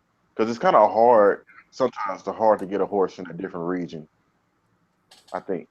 Or maybe I'm just not exploring good enough. Well, something like if you run up on them, you say Bogoblins. How you say their names? Is that how you say it, Bogoblins? I think it's Bokoblin, like a Bogoblins. Okay. If you run up on one as they herding their horses, you can jump on most of those. They're pretty much tame. that's where I got one from. Yeah, you can jump on those, but they don't be the horses that gives you like 4 slots of when you want to speed off. But like a lot of the wilder ones have more speed. A lot of the tamer ones have more strength. Like they can do because one of my horses got killed. Like the dude just killed my horse, man. I just felt bad because I'm running in full-fledged into a herd of Bokoblins on their horses, and I got my big huge sword out looking like Conan from the Barbarians. I'm running up in there. And I'm like, yeah, I'm finna take it out. This one of the blue Bokoblins just hit my horse and it died, just fell over dead. I was like, oh, I got my horse killed. And then he killed me. So I started over and got my horse back. But yeah, man, the horses is a little frustrating. This is another nitpick. I don't like the loading every time you go into a shrine and out of a shrine. I know this is a little nitpicky, but like everything else is just seamless, right? You go here seamless. You walk into this room it's seamless. You walk out it's seamless. But when you go into the shrines, it has to load, and that part is a little kind of gets annoying after a while. But I kind of understand that from a technical standpoint. I understand it because it's so different from the world. So, like I said, it's a small gripe.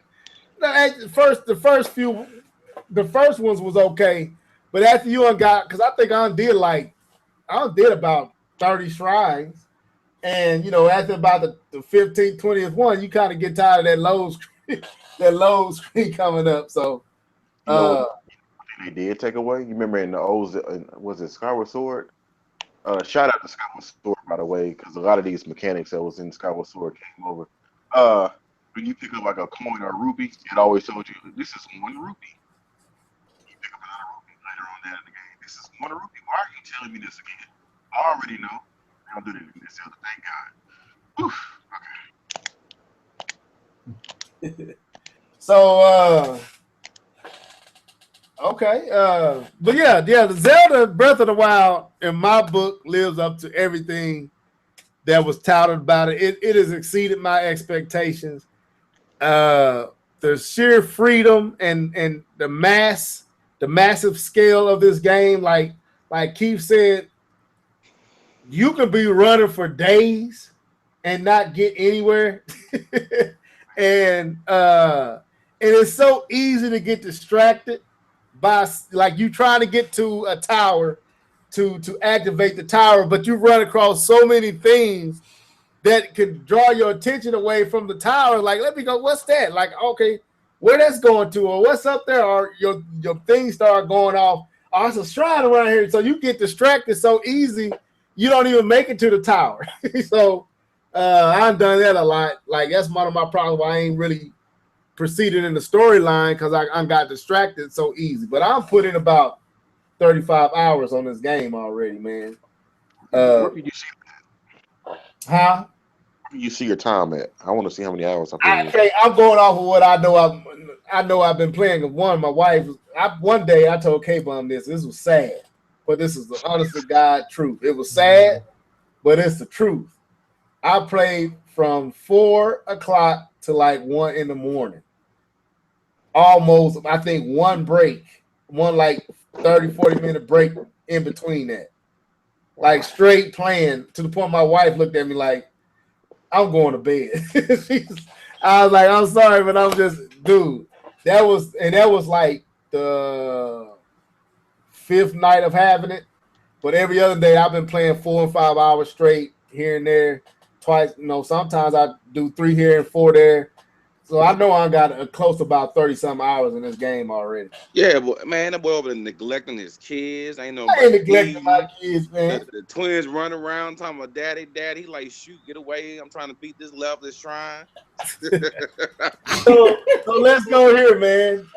Since K-Bum's chimed up, we can change subject and he can chime in on this. So let's talk sales, man, because I think Zelda is legit. It's definitely a game of the year type of a game.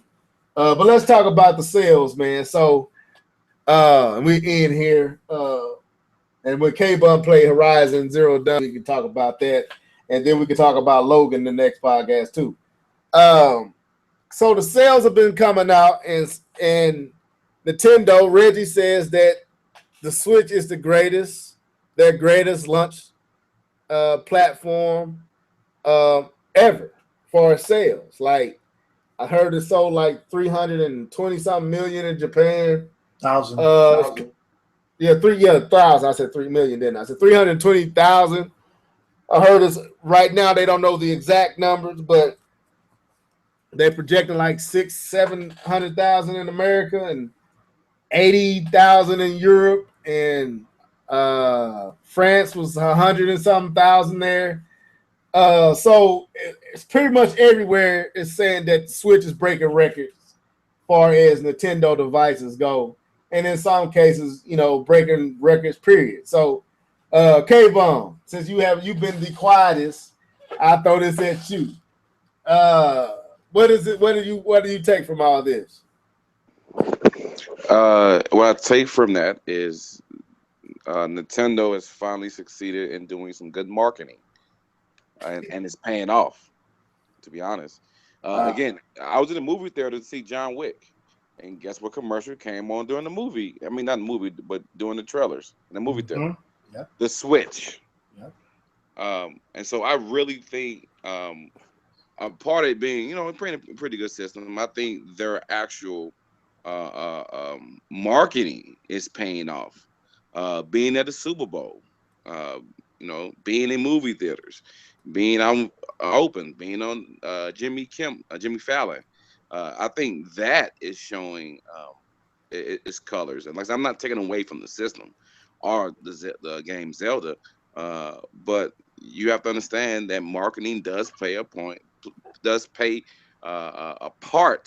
in the sales. Because I remember when the PlayStation was doing those dumb baby commercials and no one was buying PS3s and like, what is this crap? You haven't shown me what's the crying baby? What is this crap? And they finally got their stuff back together, and they had that one guy who they were doing those commercials with, and everyone loved him, and just warehouse increase in sales coincide with better marketing. I mean, I think they do go together. So I think you're seeing some of that, and if sales continue to increase, that's going to be from word of mouth and people actually liking the system. But I think some of this initial push has been because of the marketing, as well as a system. Keith, D2K. Well, it's a good start. It's what they needed. I mean, obviously, if you're Reggie, you're gonna go out and say that, but make sure anything that's positive, you're gonna make sure that everybody knows about it. You're gonna make sure that it's pushed to the forefront because you want other people to hear that don't have the Switch already, that may not have seen a commercial about the Switch yet, but they may have heard someone else mumbling about it here and there, and then they hear that, oh yeah, the Switch is breaking records, without knowing the specifics of what they're talking about. Just hearing that might make them interested in buying the console. So I think that is good that it's sold as much as it has. I mean, it's definitely done better in terms of the launch than their other consoles. I mean, I think it is fair to note that the Wii U, when it launched, I think it was November the 18th of 2012, and you figure that's 2 weeks in November, and then you have 4 weeks in December. By the end of that year, which is about 6 weeks that it was on the market, it had sold 3 million copies. So if the Wii U is able to do that, then the Switch should be able to do that also. And well, we'll see where it goes from there. Yeah, Keith. I pretty much agree with everybody else. But I'll just add that let's hope that Nintendo can keep the momentum and that they can keep software coming. Because if you look at the Switch, let's just be real. There's not a lot out there right now, and it's still selling well. So when they actually start getting software and promoting and marketing even harder, I just hope that they can keep it up and this thing can be one of the greatest systems they ever had. So yeah, I think it's a good thing. It's a good sign. It's a good sign of possible things to come.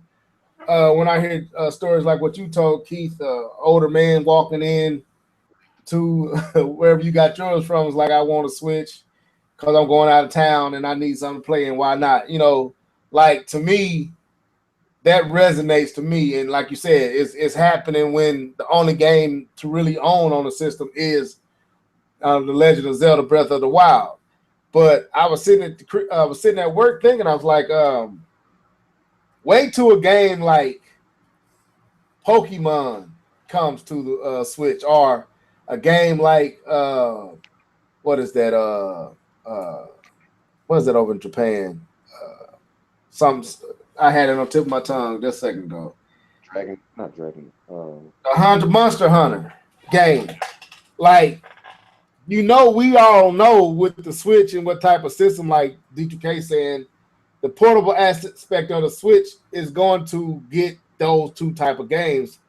And we know that them are huge system movers, especially for the mobile or handheld devices that Nintendo has made. We know that Monster Hunter and Pokemon was basically the cause and the shake of those systems. And once those games show up on this Nintendo platform with the Odysseys and the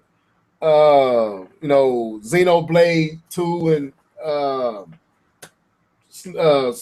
Splinter, not Splinter, but Splatoon 2 and ARMS and Mario Kart 8 Deluxe. When we start seeing all those games, to me, this says we're going to move, because we're going to see another. It's going to sell. I think it's going to sell pretty good throughout this year. And we'll see another spike when Splatoon comes, another spike when Odyssey comes for sure through the holiday. But when they announced that Pokemon, oh my God! So I think they good. I think they in a real good position. Cause them titles alone, you're gonna get all them 3DS. You'll get a lot of them handheld owners over to the Switch, which I think they get now anyway. I mean, I don't know how you didn't go to a midnight pickup, but when I went to mine, and K-Bum know, I still live in the college town that he came to visit. This is my hometown, and it's not a huge. We're about 60,000 people, and normally, the only other time I seen a Nintendo device get this much attention was the Wii.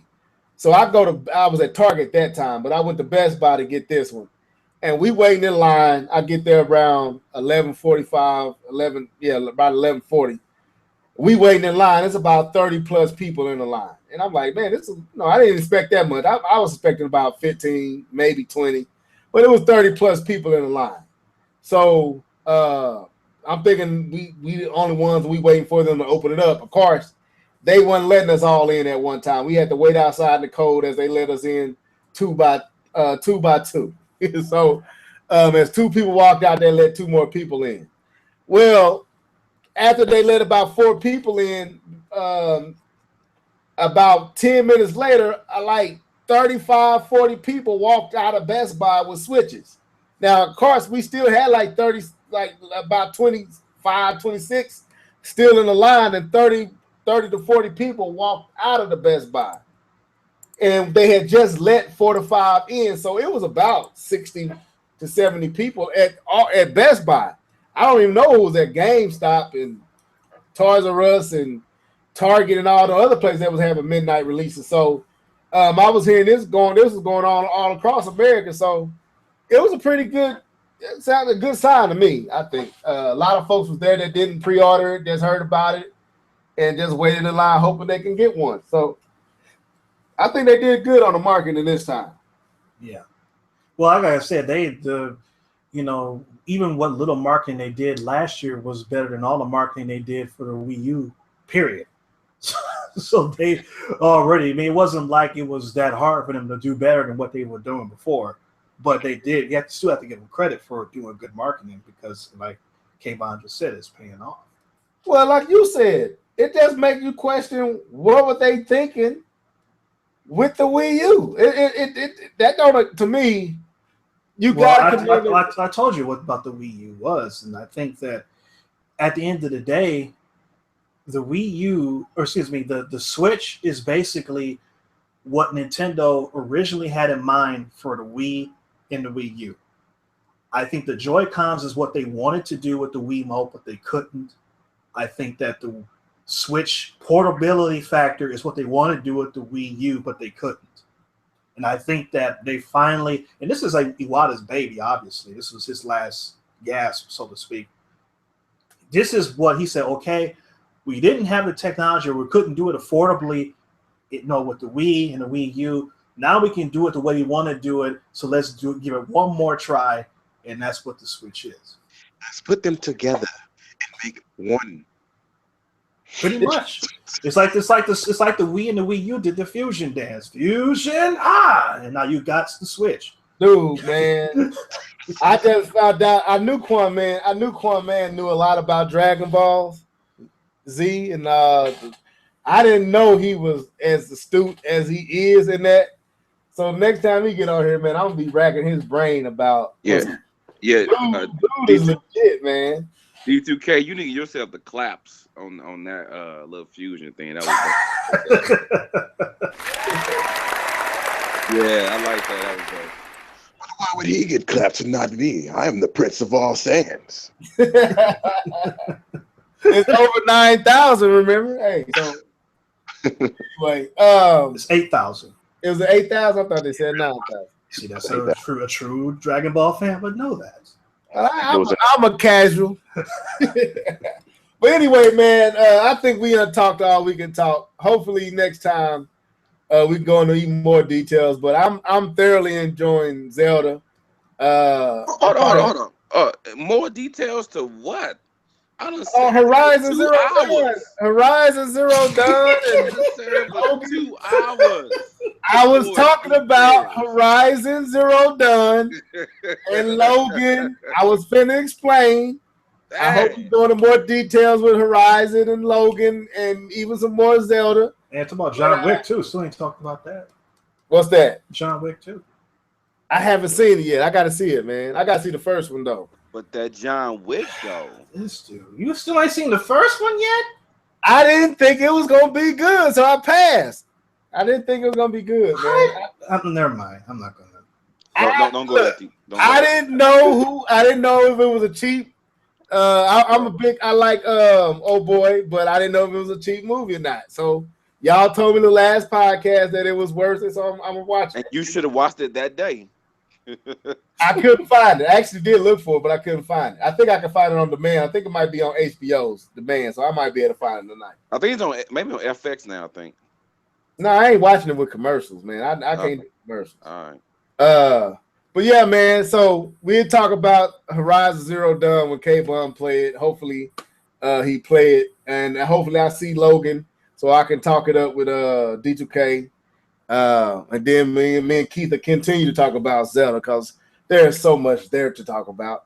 But this has been the Live and Level Gamers podcast, our Switch impressions. Hope y'all enjoyed it.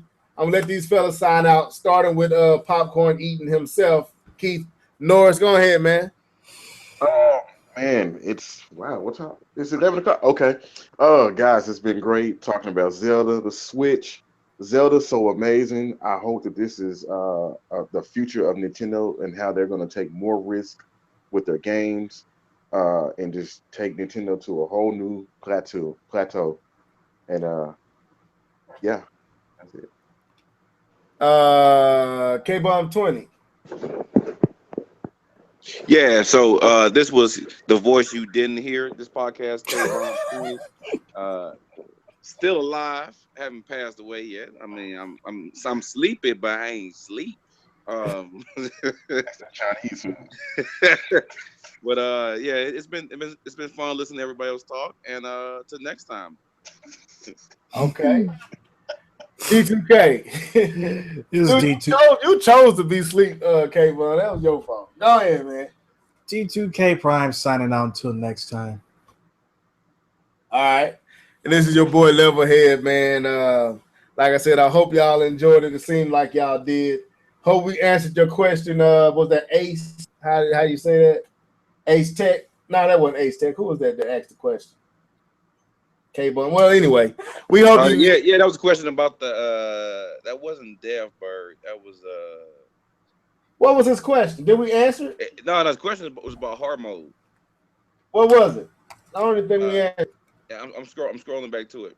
So his question was, you trying to scroll back to it?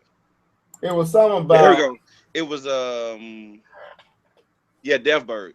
He said, since Zelda Breath of the Wild is supposed to be the hardest Zelda, do you think that makes the DLC hard mode okay? You sound like you about to fall asleep when you was reading that. Since the okay. Anyway, who want to tackle that? Keith? Yeah, absolutely.